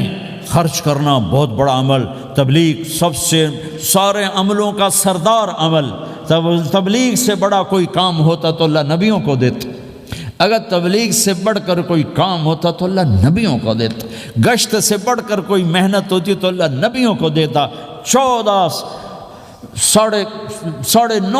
سال نوح علیہ السلام گشتی کر رہے ہیں، اور اللہ کی مان لو، اللہ کی مان لو، اتنا عظیم عمل کا میرے نبی درمیانہ نماز سب سے بڑی عبادت، میرے نبی درمیانہ کام، لیکن جب میرے نبی نے اخلاق اچھے کیے، دشمن کو معاف کرنا۔ لیکن ایک آدمی آپ سوئے ہوئے تھے، آپ کی تلوار لٹکی تھی، ایک آدمی آیا، اس نے آپ کی تلوار اتاری اور یوں ہماری پسلی میں آپ اٹھ کے بیٹھ گئے۔ اب وہ قتل کے ارادے کے لیے آ چکا ہے اور تلوار یہاں ہے، کہتا من یمنعک منی، اب بول تمہیں کون بچائے گا؟ تو آپ نے مسکراتے ہوئے کہا اللہ، تو اس کے ہاتھ سے تلوار گر پڑی، تو آپ نے اٹھا لی، آپ نے یوں سیدھی کی، اب تو بچا، تجھے کون بچائے گا؟ وہ کہنے لگا مجھے تو ہی بچائے گا، وہ تو اللہ کو جانتا نہیں تھا، کہا بابا مجھے تو ہی بچائے گا۔ تو آپ کہتے ہیں اس کا سر اڑا دو، یہ نبی کو قتل کرنے آیا ہے۔ میرے نبی نے فرمایا کلمہ پڑھتے ہو؟ کہا نہیں پڑھتا۔ کہا جاؤ معاف کیا۔ یہ میرے نبی کے اخلاق ہیں۔ 20 سال جنہوں نے قتل کے منصوبے مکہ والے، جب آپ مکہ میں فاتحانہ داخل ہوئے، ابو سفیان سب سے زیادہ آپ کو دکھ پہنچانے والوں میں پیش تو آپ نے ابو سفیان کو عزت دی۔ جو ابو سفیان کے گھر میں داخل ہوگا اس کو کچھ نہیں کہا جائے گا۔ آپ تو ابو سفیان کو بلا کے سولی پہ لٹکاتے، اور آپ کہہ رہے ہیں جو ابو سفیان کے گھر میں جائے گا اسے کچھ نہیں کہا جائے گا، جو بیت اللہ میں ہوگا اسے کچھ نہیں کہا جائے گا۔ سارا مکہ سامنے، آپ یوں بیت اللہ کا دروازے پر یوں دونوں ہاتھ ایسے ٹکا کے کھڑے تھے۔ پھر آپ نے کہا میں کیا کروں گا اب تمہارے ساتھ؟ تو سہیل بن عمر نے کہا آپ کریم ہیں، کریم کے بیٹے ہیں، تو آپ نے کہا جاؤ میں نے معاف کیا۔ یہ اخلاق آج مٹ چکے ہیں، مردوں سے، عورتوں سے، علم والوں سے، خانقاہ والوں سے، تبلیغ والوں سے، سب زیرو ہوئے پڑے ہیں۔ جب تک یہ اخلاق زندہ نہیں ہوتے اسلامی زندگی قائم نہیں ہو سکتی، اسلامی معاشرت قائم نہیں ہو سکتی، اور دین دو چیزوں سے آگے پھیلتا ہے، ایک دعوت اور ایک اخلاق۔ دعوت اور اخلاق، دعوت نہیں ہوگی تو اخلاق وہیں پڑے رہ جائیں گے، اخلاق نہیں ہوں گے تو دعوت کوئی قبول نہیں کرے گا۔ میرے نبی نے کتنے معجزے دکھائے مکے میں، نہیں کلمہ پڑھا۔ بدر میں ان کے 70 مارے گئے، فرشتوں کو دیکھا، جبریل کے گھوڑے کی آواز سنی، کلمہ نہیں پڑھا۔ خندق میں شکست ہوئی، کلمہ نہیں پڑھا۔ پانی نکلتے دیکھا انگلیوں سے، کلمہ نہیں پڑھا۔ ایک بکرے کا ایک بازو پکایا، ایک بازو بکرے کا، ایک اگلا جو بازو ہوتا ہے، اور 40 آدمیوں نے کھانا کھایا اور ایک بوٹی کم نہیں ہوئی، ایک بوٹی کم نہیں ہوئی، کلمہ نہیں پڑا۔ لیکن جب میرے نبی نے کہا جاؤ معاف کیا تو سارے ہی کلمہ پڑ گئے کہ واقعہ یہ اخلاق نبی کے ہو سکتے۔ حنین کی جنگ میں جب بھاگے لوگ، شکست ہوئی، تو ایک صحابی کا بھاگتے ہوئے پاؤں ہمارے نبی کے پاؤں پر آیا، اور جوتا سخت تھا، تو آپ نے کہا اوجعتنی، اور آپ کے ہاتھ میں چھڑی تھی، آپ نے اس کو یوں ماری، کہا اوجعتنی، ارے تو نے مجھے کتنا زیادہ درد پہنچایا، دکھ پہنچایا۔ وہ بیچارے پگھل کے رہ گئے اور پریشان ہو گئے، اور فرماتے ہیں سارا دن میں پریشان، ساری رات پریشان کہ اللہ کے نبی کو میں نے تکلیف پہنچائی، اب میرا کیا بنے گا۔ اگلا دن ہوا تو اعلان ہو رہا تھا بھائی جس کا پاؤں نبی کے پاؤں پہ آیا تھا اس کو اللہ کے نبی بلا رہے ہیں۔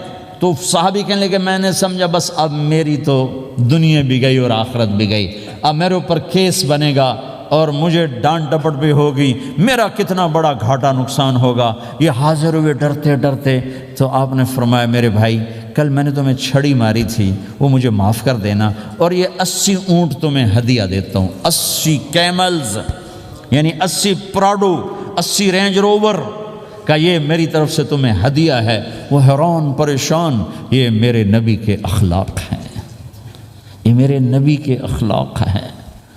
کانٹے بچھانے والی نے 4 دن آنا چھوڑ دیا، بیمار ہو گئی تھی، تو آپ نے کہا کیا بات ہے، وہ ہمارے راستے میں اب کانٹے کوئی نہیں ہیں؟ کہا یہ وہ بیمار پڑی ہے جو کانٹے بچھاتے تھے۔ تو آپ اس کے گھر چلے گئے، ماں جی خیریت تو ہے، آپ ٹھیک تو ہیں؟ کہا بیٹا مجھے کلمہ پڑھا دے، بس تیرے اخلاق نے مجھے فتح کر لیا ہے۔ میرے بھائیوں یہ چیپٹر بھول چکے ہیں، بھول چکے ہیں، بھول چکے ہیں۔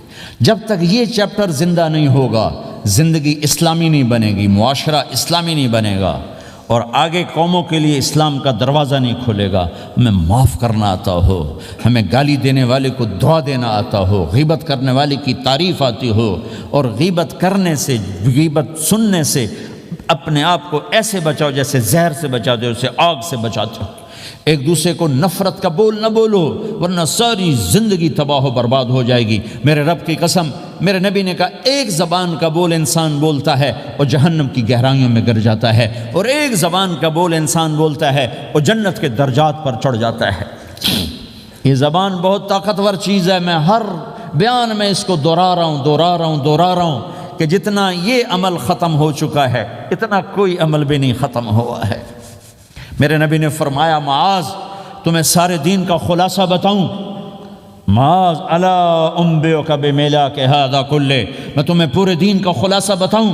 کون معاذ؟ کون معاذ جس کے ہاتھ میں علماء کا جھنڈا ہوگا؟ کون معاذ؟ میں ابھی مئی میں ان کے اردن اجتماع میں گیا، آگے ان کے اربد میں گئے، آگے وہاں ان کا مقبرہ ہے 18 کلومیٹر۔ میں گیا، کمرے میں داخل ہوا تو سارا کمرہ خوشبو سے مہک رہا تھا، اور مجھے ایک شخص نے بتایا یہ خوشبو 24 گھنٹے یہاں آتی رہتی ہے۔ جن کو 18 ہجری میں انتقال ہوا، 1417 سال ہو گئے مرے ہوئے، اور قبر سے خوشبو آ رہی، خوشبو آ رہی، خوشبو آ رہی۔ اس آدمی کو سمجھایا کیسے اور بتایا کیا؟ معاذ تمہیں سارے دین کا خلاصہ بتاؤں؟ کہا جی بتائیں۔ تو آپ نے یوں کیا، اپنی زبان نکالی اور اس کو پکڑا انگلی سے، پھینکا، کف ھذا، معاذ اس زبان پہ قابو پا جا، یہ پورا دین ہے۔ یہ زبان آج کھل گئی ہے، کھل گئی ہے۔ حضرت لقمان علیہ السلام کا فرمان ہے بیٹا میں چپ رہنے پہ کبھی نہیں پچھتایا، میں ہمیشہ اپنے بول پہ پچھتایا ہوں۔ معاذ نے کہا یا رسول اللہ زبان کے بول پہ پکڑ ہوگی؟ کہ تیرا بھلا ہو جائے معاذ، سب سے زیادہ جہنم میں دھکا دینے والی زبان ہوگی۔ اور ایک صحابی ہیں ابو دجانہ۔ کون ابو دجانہ؟ السابقون الاولون من المہاجرین والانصار، اس میں پہلی صف کے صحابہ۔ کون ابو دجانہ؟ جب آپ حج پر گئے تو اپنی جگہ مدینے کا امیر ابو دجانہ کو بنایا۔ ابو دجانہ حج میں شریک نہیں ہوئے کہ آپ نے اپنی جگہ ان کو اپنا نائب بنا کے وہاں کھڑا فرمایا ابو دجانہ میری جگہ پر مدینے کا امیر ہے، یہ وہ ابو دجانہ ہیں۔ کون ابو دجانہ؟ جو جنگ بدر سے لے کر آخری حج تک ہر سفر میں شریک ہیں، ہر سفر میں شریک ہیں۔ ان کی ایک بات میں بتانا چاہتا ہوں، پہلے تھوڑی سی ان کی ہسٹری بتانا چاہتا ہوں۔ کون ابو دجانہ؟ احد کی جنگ میں آپ نے تلوار اٹھائی، کہا اس تلوار کو کون لے گا؟ کئی صحابہ کھڑے ہو گئے۔ آپ نے کہا اس تلوار کا حق کون ادا کرے گا؟ سارے بیٹھ گئے، 3 آدمی کھڑے رہے، ایک زبیر بن عوام، ایک عمر بن خطاب، ایک ابو دجانہ۔ ان کا نام ہے سماک بن خرشنہ، سماک بن خرشنہ ان کا نام ابو دجانہ سے مشہور ہے۔ تو آپ نے تلوار نہ عمر کو دی، نہ زبیر کو دی، ابو دجانہ کو دی تھی۔ تو عمر رضی اللہ عنہ نے تو محسوس نہیں کیا، حضرت زبیر نے محسوس کیا کہ اس کو کیوں دی، مجھے کیوں نہیں دی؟ میں مہاجرین میں سے ہوں، میں پھوپھی کا بیٹا ہوں، میں اس سے دلیری میں کم نہیں ہوں، بلکہ حضرت زبیر کی دلیری کی تو دھاک تھی، جدھر سلوار چلتی تھی کاٹتی چلی جاتی تھی، کہنے کہ میں دیکھوں گا یہ کیا کرتا ہے۔ تو ابو دجانہ کے پیچھے پیچھے زبیر ہو لیے۔ تو ابو دجانہ نے جو حملہ کیا تو 3000 کا لشکر تھا، اس کو چیر کے پار نکل کے، پورے لشکر کو کاٹ کے پار نکل کے، اور آگے عورتیں کھڑی تھیں جو مکے کے لشکر کو تیار کر رہی تھیں۔ نحن بنات طارقی نمشی علی النمارقی مشی القتل بوارقی المسک فی المخالقی المسک فی المفارقی والدر فی المخالقی ان تقبلوا نعانقی وتدبروا نفارقی فراق غیر وامقی، یہ گانا گا رہی تھیں اور ان کو تیار کر رہی تھیں۔ تو جب ابو دجانہ کی تلوار نظر آئی تو سب بھاگیں، ہندا پکڑی گئی، تو آپ نے یوں اپنی تلوار ہندا کے سر پر رکھی، انہوں نے چیخ ماری، تلوار ہٹا لی۔ تو زبیر پیچھے پیچھے کہ یہ کیا کیا ہے؟ جنگ میں اگر کوئی عورت حصہ لے اسے مارنا جائز ہے، ویسے جائز نہیں ہے، عورت کو، بچے کو، بوڑھے کو ہاتھ لگانا جائز نہیں ہے۔ تو انہوں نے کہا تلوار کیوں نہیں چلائی؟ کہا میرے محبوب کی تلوار ہے، عورت کے خون سے رنگین کر کے اس کی شان نہیں گھٹانا چاہتا، یہ میرے نبی کی تلوار۔ پھر واپس ہوئے، پھر اٹیک کیا اور پھر مجمع کو چیر دیا۔ سامنے ایک آدمی آ رہا تھا ہاتھی کی طرح، اتنا لمبا موٹا تازہ۔ تو زبیر کہنے لگے میرے جی میں آیا کبھی اس کی ٹکر ہونا، پھر میں دیکھوں ابو دجانہ کیا چیز ہے۔ تو اللہ کا کرنا ایسا ہوا، ابو دجانہ دونوں آمنے سامنے ہو گئے۔ تو وہ ایسے شاہ سوار تھے کہ دونوں طرف کے لشکر ذرا تھم گئے اور وہ دونوں بھڑ گئے۔ ابو دجانہ کے اپنے جوہر، اس پہلوان کے اپنے جوہر، غبار اٹھا، مٹی اٹھی، اور اس کی اپنی طاقت، ان کی اپنی طاقت، انہوں نے ابو دجانہ کو اس نے زخمی کر دیا۔ ابو دجانہ نے جو جوش میں آ کے ماری تلوار، اس کو لگی یہاں، تو اتنی طاقت سے لگی کہ اس کے نیچے اتر کر 2 ٹکڑوں میں تقسیم کر دی۔ ماری تو ایک حصہ ادھر، ایک حصہ، پھر یوں دیکھا اور اپنے چہرے سے لوہی کی ٹوپی اتاری، کما ترا انا ابو دجانہ، کیا دیکھ رہے ہو؟ میں ہوں ابو دجانہ، تلوار صحیح لی ہے میں نے، غلط نہیں لی۔ یہ ابو دجانہ ہیں۔ اور جب شکست ہو گئی احد کی جنگ میں، اور پھر 10-12 آدمی نے آپ کو گھیرے میں لیا ہوا تھا، ان میں ایک ابو بکر تھے، عمر تھے، علی تھے، طلحہ تھے، زبیر تھے، سعد بن ابی وقاص تھے، اور سہل بن حنیف تھے، عبادہ قتادہ بن نعمان تھے، اور ابو دجانہ تھے رضی اللہ تعالی عنہم۔ ان میں سے ایک ابو دجانہ بھی تھے، اور یمامہ کی جنگ میں ابو دجانہ شہید ہوئے، یمامہ کی جنگ میں شہید ہوئے۔ یہ ابو دجانہ کی تھوڑی سی سیرت آپ کے سامنے آئی ہے۔ اس کے بعد اب آپ ان کے قول کو سنو تاکہ اس کا وزن آپ کے سامنے آئے۔ یہ بدر کے شریک ہیں، اللہ کے نبی نے کہا بدر کا صحابی جو مرضی کرے بخشا گیا۔ یہ صلح حدیبیہ کے شریک ہیں، اللہ نے قرآن میں کہا لقد رضی اللہ، میں ان سے راضی ہو گیا۔ یہ صحابی ہیں، اللہ نے کہا کلا وعد اللہ الحسنی، اے میرا نبی تیرے ہر صحابی کے لیے جنت کا وعدہ ہے۔ اور اب یہ کیا کہتے ہیں؟ یہ کیا کہتے ہیں لوگو؟ ان ارجع عملی عند، لوگو میرے پاس، ابو دجانہ میرے پاس بخشش کا سب سے بڑا عمل جانتے ہو کیا ہے؟ بدر نہیں، احد نہیں، حدیبیہ نہیں، خندق نہیں، خیبر نہیں، فتح مکہ نہیں، آخری حج نہیں۔ کیا ہے؟ کیا ہے لوگو؟ ان ارجع عملی عندی، میرے پاس آخرت میں بخشش کا سب سے بڑا عمل بس ایک ہے کہ ما آذیت احدا بلسانی، میں نے اپنی زبان سے کبھی کسی کو دکھ نہیں پہنچایا۔ ولا اجد فی قلبی غلا لاحد، اور میرے دل میں کسی کے لیے بغض کوئی نہیں ہے، بس یہ میری بخشش کا عمل ہے۔ تو بھائیو نبی کے اخلاق میں دو چیزیں لے لو، ایک زبان سے کسی کو دکھ نہ دو، ایک دل میں کسی کا بغض نہ رکھو۔ اللہ کی قسم بغیر حساب کتاب کے جنت میں جاؤ گے۔ بڑے بڑے جنید بغدادی اور بڑے بڑے معرفت والے تمہیں دیکھتے رہ جائیں گے، تمہاری رفتار اتنی تیز ہوگی کہ تمہیں وہی پکڑ سکے گا جس کا یہ دو عمل تم سے زیادہ اچھا ہوگا۔ جس روڈ پہ رش ہوتا آپ وہاں سے گاڑی ہٹا لیتے ہو کہ بھائی ادھر نہیں جانا، ادھر رش ہے، وہ سائن وغیرہ آپ کو آ جاتے ہیں کہ بھائی ادھر بلاک ہے، ادھر نہیں جانا، ادھر جانا ہے۔ تو جہاں روڈ پہ رش ہوتا ہے تو قیمتی سے قیمتی گاڑی کی رفتار بھی آہستہ ہو جاتی ہے، اور جہاں روڈ خالی ہوتا ہے تو پرانی گاڑی بھی بھاگے جا رہی ہوتی ہے۔ ہمارے یہاں پرانی گاڑی ہوتی ہے نا، پرانی بسوں کے پیچھے لکھا ہوتا ہے نہ انجن کی خوبی نہ ڈرائیور کا کمال، خدا کے سہارے چلی جا رہی ہے۔ اور جس کے پاس ایسی گاڑی ہو، نہ انجن کی خوبی نہ ڈرائیور کا کمال، تو اگر اس کو روڈ خالی مل جائے تو وہ تو مرسیڈیز والے سے پہلے پہنچے گا، رینج روور والے سے پہلے پہنچے گا، بینٹلی والے سے پہلے پہنچے گا، رولز رائس والے سے پہلے پہنچے گا، جو وہ تو پھنسی کھڑی ہے اور اس کا روڈ ہی خالی ہے۔ تو میرے بھائیو، یہ میں ایک مثال دیتا ہوں، عبادات کی روڈ پہ بہت رش ہے، نمازی بے شمار ہیں، روزے دار بے شمار ہیں، عمرے والے بے شمار ہیں، حج والے بے شمار ہیں، اور تہجد گزار بے شمار ہیں، علماء بے شمار ہیں، حافظ بے شمار ہیں، ذکر والے بے شمار ہیں، بہت رش ہے، تبلیغ والے بے شمار ہیں، لیکن جو اخلاق والا روڈ ہے نا، یہ خالی پڑا ہے۔ اس پہ موٹر زوکی پہ چڑھ کے آ جاؤ تو سب سے آگے نکل جاؤ، سائیکل پہ چڑھ کے آ جاؤ تو سب سے آگے نکل جاؤ کہ روڈ ہی خالی ہے۔ اخلاق کا روڈ خالی ہے۔ غصے کو پینا، دکھ دینے والے کے سامنے، درد دینے والے کو خوشیاں دینا، گالی دینے والے کو دعا دینا، کرو تو صحیح۔ میرے رب کی قسم، اس میں وہ لذت ہے کہ ساری دنیا کی لذتیں تمہیں بھول جائیں گی اگر یہ لذت تمہیں مل گئی۔ پی جا ایام کی تلخی کو بھی ہنس کے ناصر، غم کے سہنے میں بھی قدرت نے مزہ رکھا ہے۔ اپنے لہو کے گھونٹ پی، زخم پہ زخم کھا کے جی، آہ نہ کر لبوں کو سی، عشق ہے دل لگی نہیں، سینے پہ تیر کھائے جا، آگے قدم بڑھائے جا، یعنی زبان حال سے کہہ دے کہ ہاں ستائے جا۔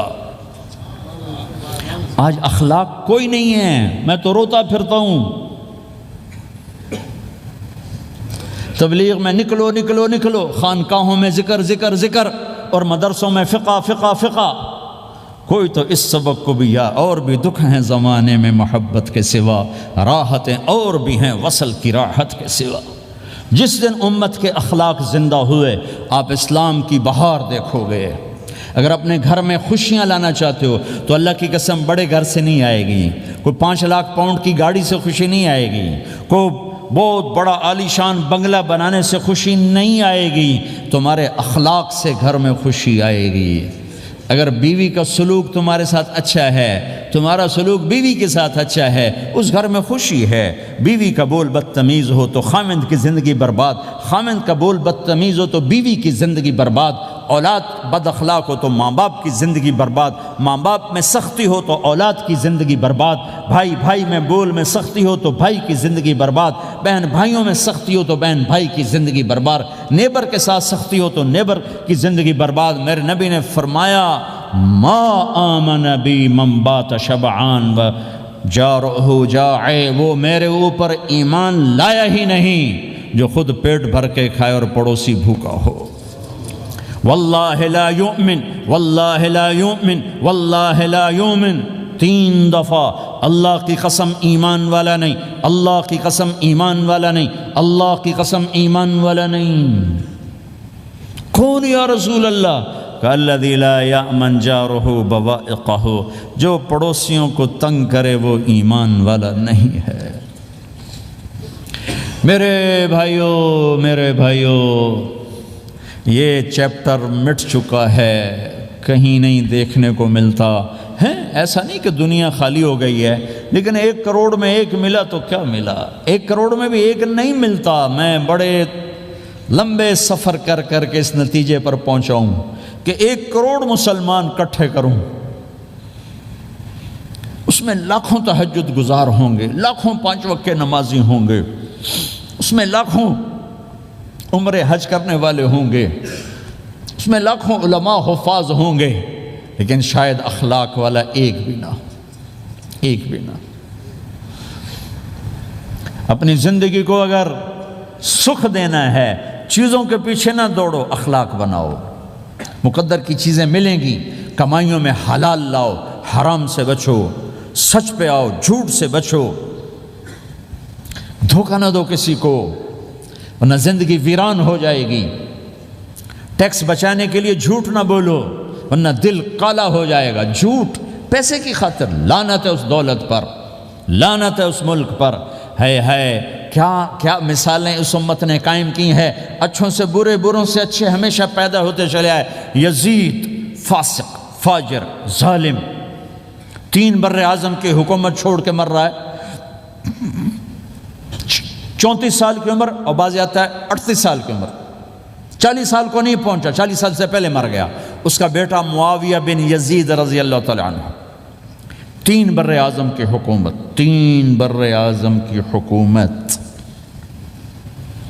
40 دن حکومت کی، 40 دن، پھر اپنے سارے خاندان کو اکٹھا کیا اور کہا دیکھو لوگو، جس حکومت کے نیچے حسین کا خون گرا ہو، میں اس حکومت پہ لعنت بھیجتا ہوں۔ یہ ہے تمہاری حکومت، جس کو مرضی دے دو، مجھے نہیں چاہیے۔ 3 بر اعظم کی حکومت چھوڑ دی، صرف 22 سال کی عمر میں، 22 سال کی بھرپور جوانی کی عمر میں حکومت کو لات مار دی۔ میں چند پاؤنڈ کے لیے سچ کو لات مار دوں؟ میں چند پاؤنڈ کے لیے انسانوں کو دھوکہ دوں؟ تو بھائیو سچ کے عادی بنو۔ بڑا عالی خلق ہے سچ بولنا، بڑے عالی اخلاق ہیں لوگوں کو نفع پہنچانا، لوگوں کے سامنے میٹھا بنو، کڑواہٹ اندر رکھو، مٹھاس تقسیم کرو، پوری دنیا میں دین زندہ ہوگا۔ اس نقل و حرکت، یہ دعوت کی نقل و حرکت، میں بولٹن میں آج سے 31 سال پہلے بھی آیا تھا، 20 آدمی نہیں اکٹھے کر سکے تھے ہم، سارے دن کے گشتوں کے بعد۔ ایک گرجا مسجد تھا اس وقت، تو ہم کو 50 آدمی اکٹھے نہیں کر سکے تھے۔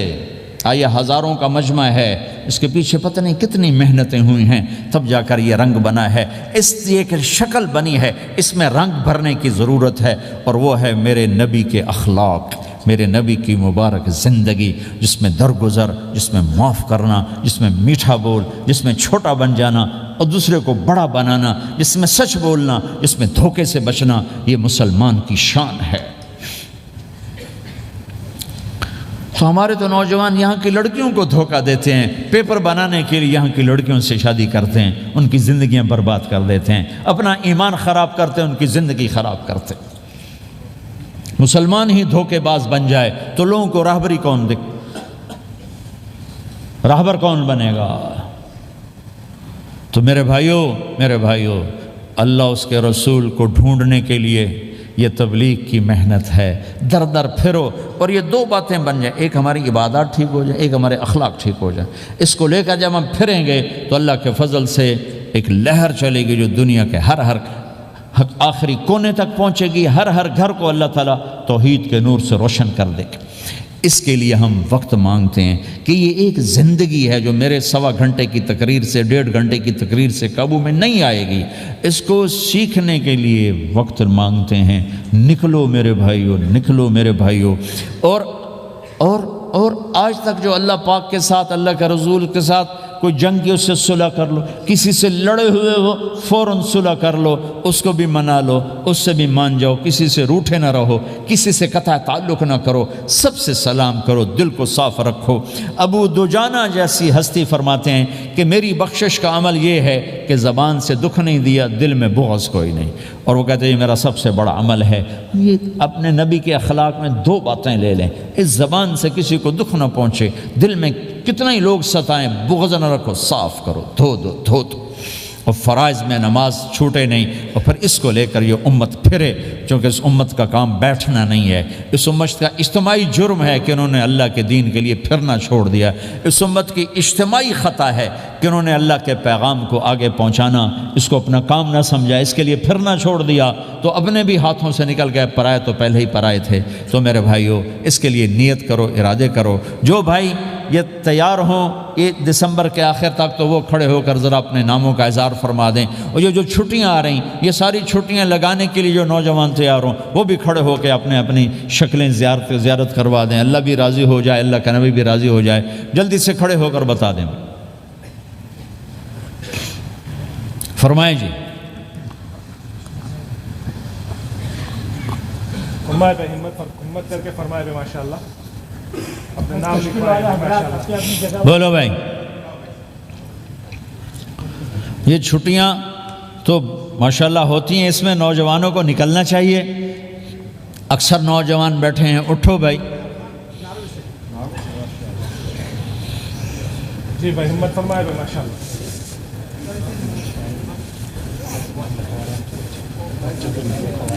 جلدی فرمائے بھائی، جلدی فرمائے۔ ایسے نہیں ہوگا، پہلے 4 مہینے دینا پھر سنوں گا۔ بیٹھ جاؤ، یہاں سوال نہیں کیا جاتا بھائی۔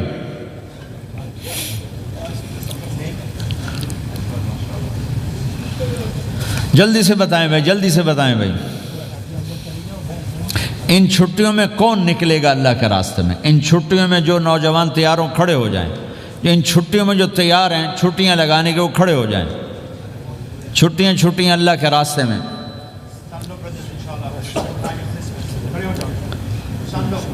ہاں بھائی فرمائیں جی، فرمائیں جی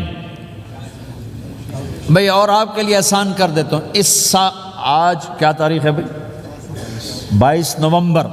اگلے سال 22 نومبر تک اللہ زندگی رکھے، جو بھائی چلے 4 مہینے کے لیے تیار ہوں وہ کھڑے ہو جائیں۔ 1 سال کے اندر، 1 سال کے اندر انشاءاللہ ہم جائیں گے، وہ بھائی کھڑے ہو جائیں۔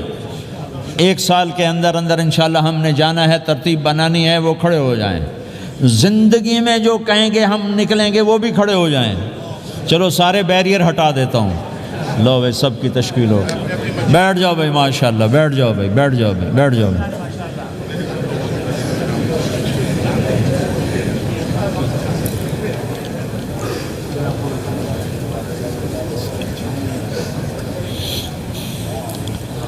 میں بیٹھ جا، میں دعا کرتے ہیں۔ دعا سے پہلے تھوڑی سی بات کرنا چاہتا ہوں، سن لیں پھر انشاءاللہ دعا کرتے ہیں۔ مسلمان کی زندگی چلتے پھرتے دعوت ہے، مسلمان کی زندگی چلتی پھرتی دعوت ہے۔ اگر اسلام ہماری زندگی میں ہو، عبادات ایسی چیزیں جو نظر نہیں آتی، اخلاق ایسے چیزیں جو چھپ نہیں سکتی۔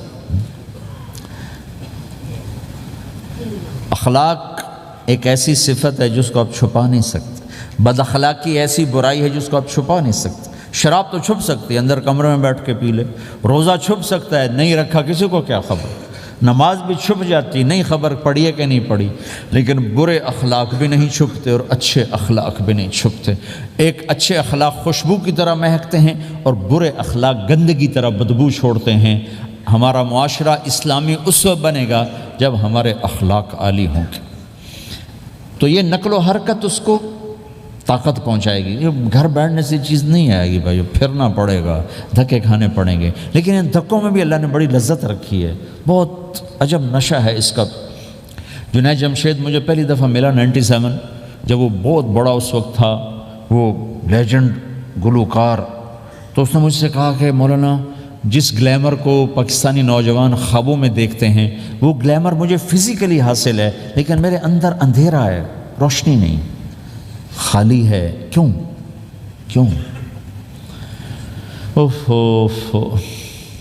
میں نے کہا تمہارے سیدھے گھٹنے میں درد ہو، تم الٹے گھٹنے میں دوا لگاؤ تو فائدہ ہوگا کہ نہیں؟ میں نے کہا اندھیرا تمہاری روح میں ہے اور تم روشن کر رہے ہو جسم کو، کبھی میوزک سے، کبھی کسی چیز سے، کبھی کسی چیز سے، تو عورت، شراب، میوزک، ان کا روح میں کوئی واسطہ ہی نہیں، یہ روح تک جاتی نہیں، ان کی پینیٹریشن جسم تک ہے، اور جسم کو کنٹرول روح کرتی ہے۔ جب روح میں بھوک اٹھتی ہے تو وہ پریشانی میں کی شکل میں ظاہر ہوتی ہے۔ تم اللہ سے تعلق بنا لو، یہ سب کچھ ٹھیک ہو جائے گا۔ پھر جو اس نے 3 چیلے شروع کیے تو اس کا مجھے فون آیا، ہمارا ایک شہر ہے چھوٹا سا، زلزلے میں ختم ہو گیا تھا، بالا کوٹ، تو اس کا مجھے وہاں سے فون ہے کہ مولانا میں ایک پرانی مسجد میں ایک پھٹی ہوئی چٹائی پر لیٹا ہوا ہوں، اور جس سکون کو میں 5 سٹارز ہوٹل میں دیکھتا تھا، ڈھونڈتا تھا، وہ آج مجھے یہاں مل چکا ہے، اور مجھے یوں لگتا ہے میں ہوا میں اڑ جاؤں گا، میں ہوا میں اڑ جاؤں گا۔ کیا ہوا کہ اللہ سے تعلق بنا اور روح میں سکون آ گیا، ٹھنڈک آ گئی۔ تو ایک گناہوں سے بچنا اور ایک فرائض کو پورا کرنا، ایک اپنے اخلاق کو ٹھیک کرنا، یہ چند ایک کام ہیں جو کر لے گا اللہ اسے آباد کر دے گا۔ جہاں ہو نماز نہ چھوٹے، رمضان آ جائے روزے نہ چھوٹیں، زکوٰۃ فرض ہو جائے خوشی سے ادا کریں، اپنی کمائیوں کو حلال پہ لائیں، غلط کاغذات سے، غلط پیپر سے، غلط ہیرا پھیری سے پیسہ نہ بنائیں، یہ پیسہ تباہی کے سوا کچھ نہیں لاتا۔ اپنی حلال کمائی کرو، کہ میرے نبی کا فرمان ہے جو صبح سے شام تک حلال کمانے میں تھکتا ہے اس دن کے سارے گناہ معاف ہو جاتے۔ سعد بن معاذ بیٹھے تھے، ان کے ہاتھوں پر اللہ کے نبی کی نظر پڑی تو ہاتھ بڑے سخت تھے، تو آپ نے کہا سعد تیرے ہاتھ اتنے سخت کیوں ہیں؟ کہا جی میں اپنے باغ میں خود کام کرتا ہوں، اس سے یہ سخت ہو گئے۔ تو آپ نے سعد کا ہاتھ پکڑا اور ایسے چوما اور کہا اپنے بچوں کو حلال کھلانے میں بچوں کو حلال کھلانے میں جو ہاتھ ایسا ہو جائے گا اس پہ جہنم کی آگ حرام ہو جائے گی۔ تو بھائیو حلال جھوٹ نہ داخل کرو، چاہے کتنے بڑے مفتی فتویٰ دیں کہ ٹیکس بچانے کے لیے جھوٹ بولنا جائز ہے، میں کہتا ہوں نہیں، سچ ہے۔ 2 سودے ہیں، ایک طرف چند 100 پاؤنڈ ہیں، ایک طرف سچ ہے، جس کو لینا ہے لے لو۔ سچ کو لوگے تو اللہ کے قدموں میں چلے جاؤ گے، اللہ کے حبیب کی چھاؤں میں چلے جاؤ گے، اللہ کی چھاؤں میں چلے جاؤ گے۔ جھوٹ، ہاں صرف جھوٹ بولنا جائز ہے، 2 بھائی لڑ پڑے ان میں صلح کرانے کے لیے جھوٹ بولنا جائز ہے۔ میاں بیوی لڑ پڑیں تو بیوی کو منانے کے لیے خاوند جھوٹ بول سکتا ہے، خاوند کو منانے کے لیے بیوی جھوٹ بول سکتی ہے۔ اس کے علاوہ جھوٹ نہیں ہے، سچ کے ساتھی بنو۔ اللہ کی قسم وہاں سے رزق آئے گا جہاں سے وہم و گمان بھی نہیں۔ پھر آپ اس حکومت کو دھوکہ دیتے ہو جو آپ کی ہمدرد۔ ہماری حکومتیں تو خود بھی چور ہیں تو ان کو چور پڑے ہوئے، چوروں کو چور پڑے ہوئے۔ تمہاری حکومتیں تو چور نہیں ہیں، تو تم پہ خرچ کرتے ہیں۔ ان سے بینیفٹ لینا ہو تو پیچھے ہو، ان کو ٹیکس دینا ہو تو کہا تو کدھر لکھا ہے شریعت میں ٹیکس دینا جائز ہے؟ کیا لکھا ہوگا؟ آگے مفتی بھی بیٹھو میں فتوے دینے کے لیے۔ جب ان سے نفع اٹھاتے ہو تو ان کو نفع پہنچاؤ، ان سے سہولتیں لیتے ہو ان کو سہولت پہنچاؤ۔ یہ تمہارے خرچ کرنے میں دیانتدار ہیں، ان کے ساتھ بددیانتی نہ کرو۔ مسلمان ہو اور دھوکہ، یہ 2 چیزیں جوڑ نہیں سکتی۔ اپنی عیاشی تھوڑی کم کر دو تو اللہ اس میں برکت دے گا۔ آپس میں کبھی اونچ نیچ ہو جائے فوراً صلح کرو، لڑائی پہ باقی نہ رہو کہ یہ ہم نے بات نہیں کرنی، ہمارا سلام دعا ختم، ایسا کبھی نہیں کرنا۔ اونچ نیچ ہوتی ہے لیکن فوراً صلح کرو۔ ماں باپ میاں بیوی کٹھے رہتے ہیں تو ہمارا سسرالی معاشرہ بہت سخت قسم کا ہے، ماں باپ اتنی مداخلت کرتے ہیں بچے میں کہ ان کی زندگی تباہ کر دیتے۔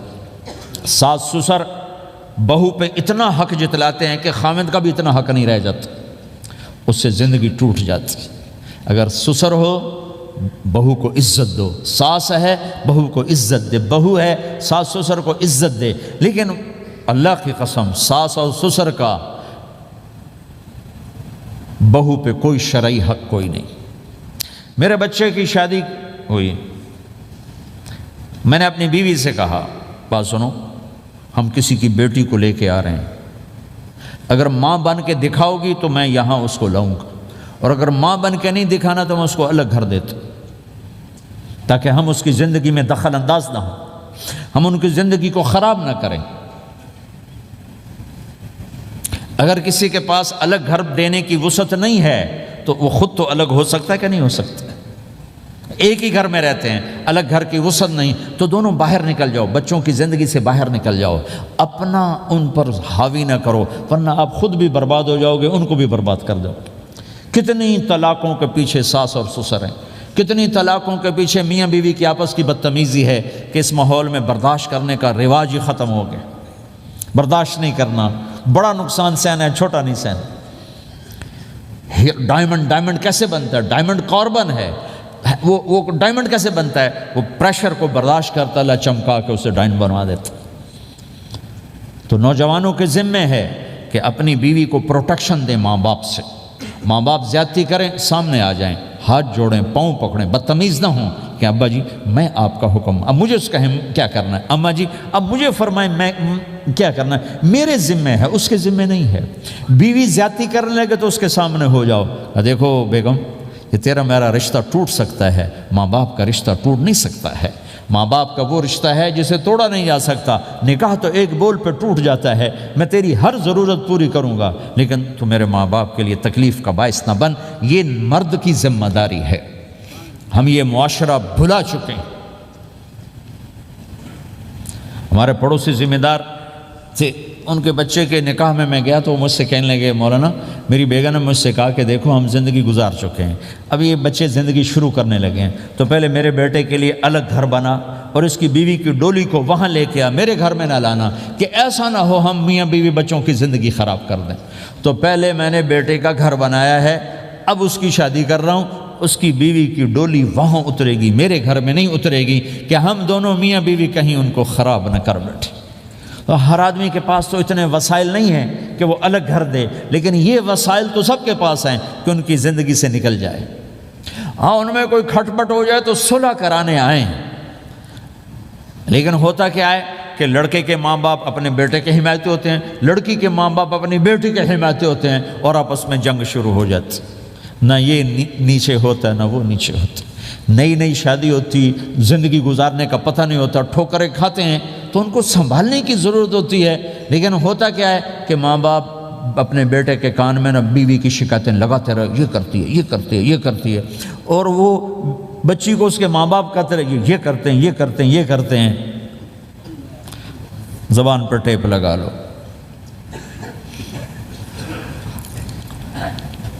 تو آپ کی زندگی روشن ہو جائے گی، آپ کا جیون خوبصورت ہو جائے گا۔ اور کبھی اونچ نیچ ہو جائے تو معافی مانگو، فوراً معافی مانگو۔ میاں بیوی لڑ پڑیں اور پھر صلح کر لیں تو اللہ کو یہ عمل اتنا پسند ہے کہ ان کی صلح پر پچھلے سارے گناہ ان کے معاف کر دیتے۔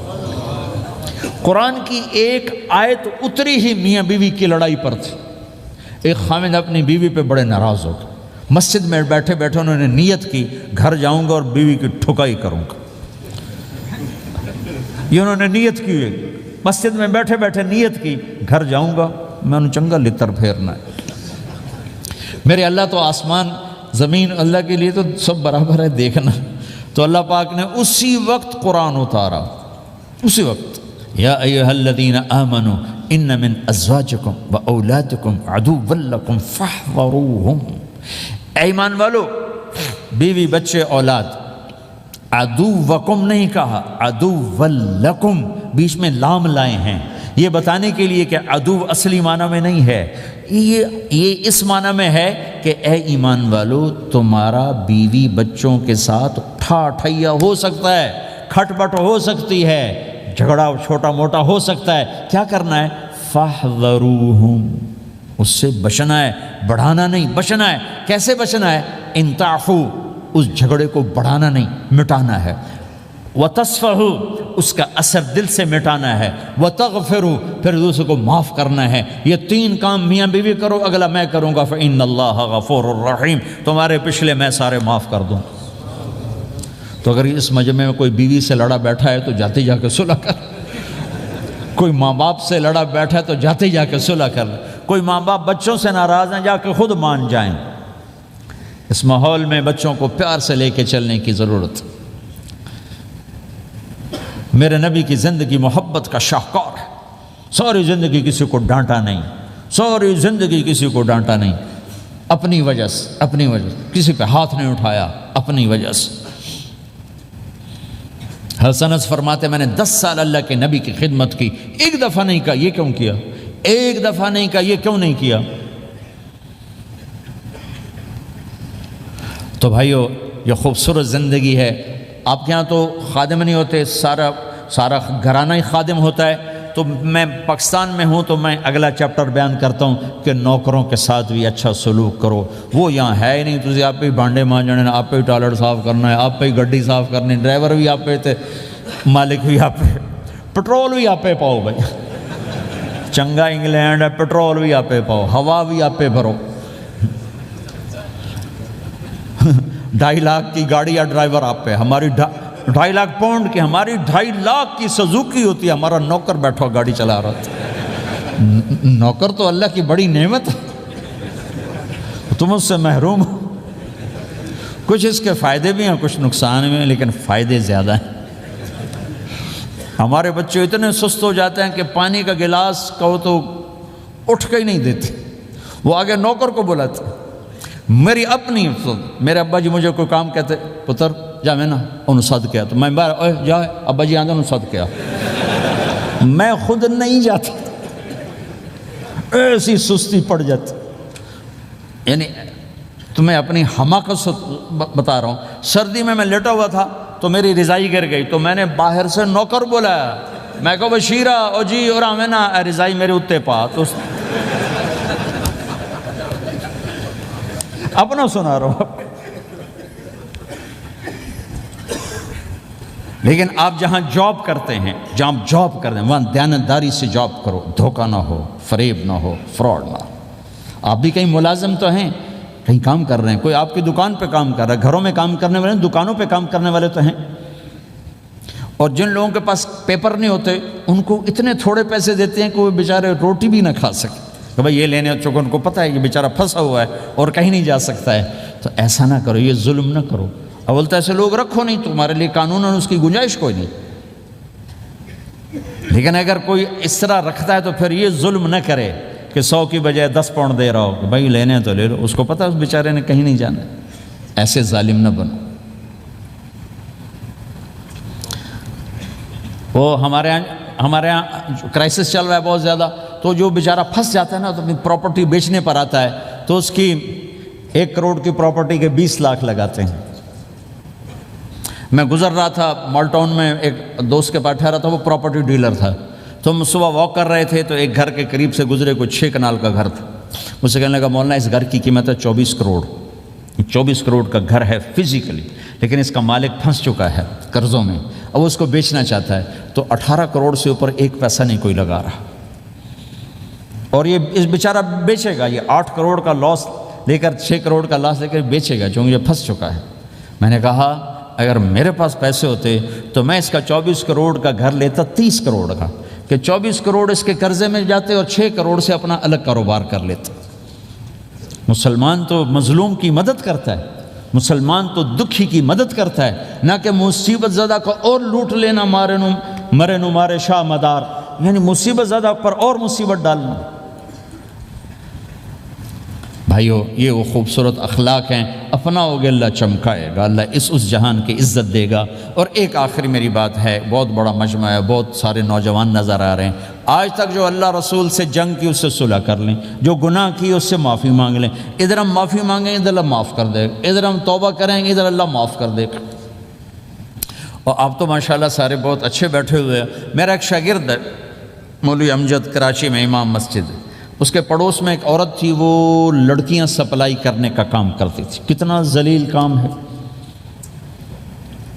اور سال ہا سال سے اس کے بیٹے سے اس میرے شاگرد نے دوستی لگائی اور میرے بیان کی کیسٹ دے دی کہ بھائی یہ سن لینا، میرے استاد جی کی کیسٹ.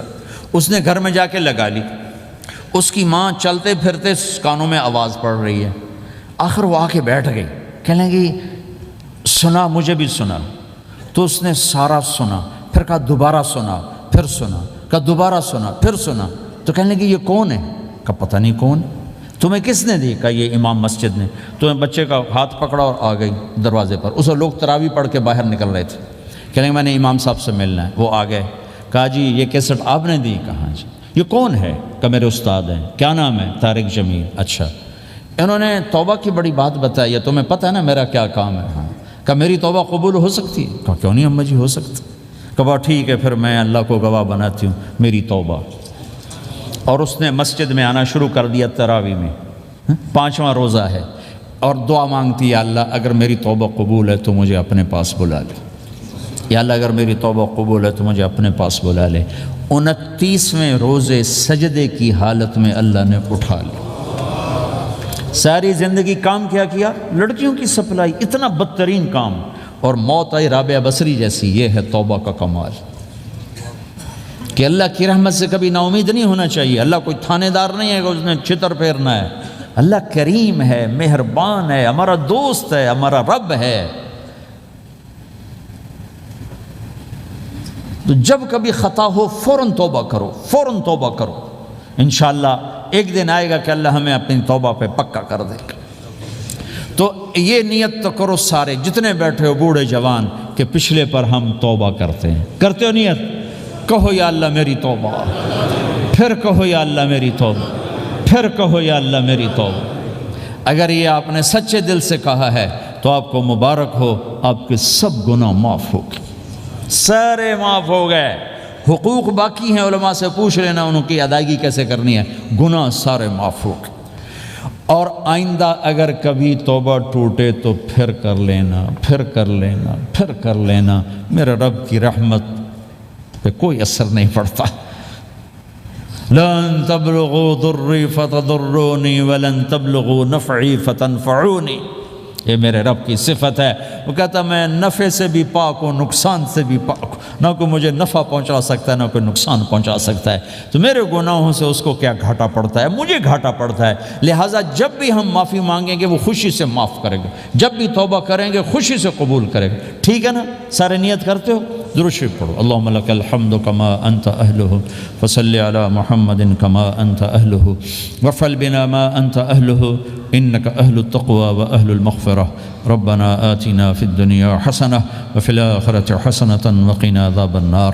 یا اللہ ہم نے توبہ کی ہے، ہماری توبہ قبول فرما۔ یا اللہ اپنے فضل و کرم سے اس کو پختہ فرما، اپنی محبت دے، اپنے حبیب کی محبت دے، اپنے حبیب کی معرفت دے۔ اس سب نوجوانوں کو قبول فرما، اس پورے شہر میں بسنے والے اہل ایمان کو قبول فرما، اس مسجد مدرسے کو قبول فرما۔ یا اللہ پوری دنیا کے انسانوں کے لیے ہمیں ہدایت کا ذریعہ بنا، ہمیں ہدایت کا ذریعہ بنا، ہمیں ہدایت کا ذریعہ بنا۔ یا اللہ ہم سے راضی ہو جا، ہم سب سے راضی ہو جا۔ جو ہمارے اہل و عیال مر کے تیرے پاس چلے گئے ان کی بخشش فرما دے۔ جب ہمارے جانے کا وقت ہے تو ایمان پہ خاتمہ نصیب فرما۔ یا اللہ ہمیں بیماریوں سے نجات دے، دکھ دردوں سے نجات دے، قرضوں سے پریشانیوں سے نجات دے۔ ہمیں کشادہ زندگی عطا فرما، ہمیں حلال کشادہ رزق عطا فرما، جسمانی ایمانی صحت مقدر فرما۔ ہر قسم کے دکھ درد ہمارے جسم سے چن لے، ہمیں عافیت صحت والی زندگی دے، اپنی اطاعت میں تھکنے والا بدن دے اور اپنے راستے میں خرچ کرنے والا مال دے، اور آپس میں الفت اور محبت دے، ہمارے اندر کے بغض نکال دے، حسد نکال دے، نفرتیں نکال دے۔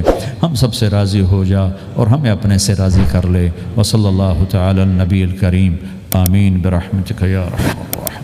بھائی راستہ دے دینا، مسافہ نہ کر۔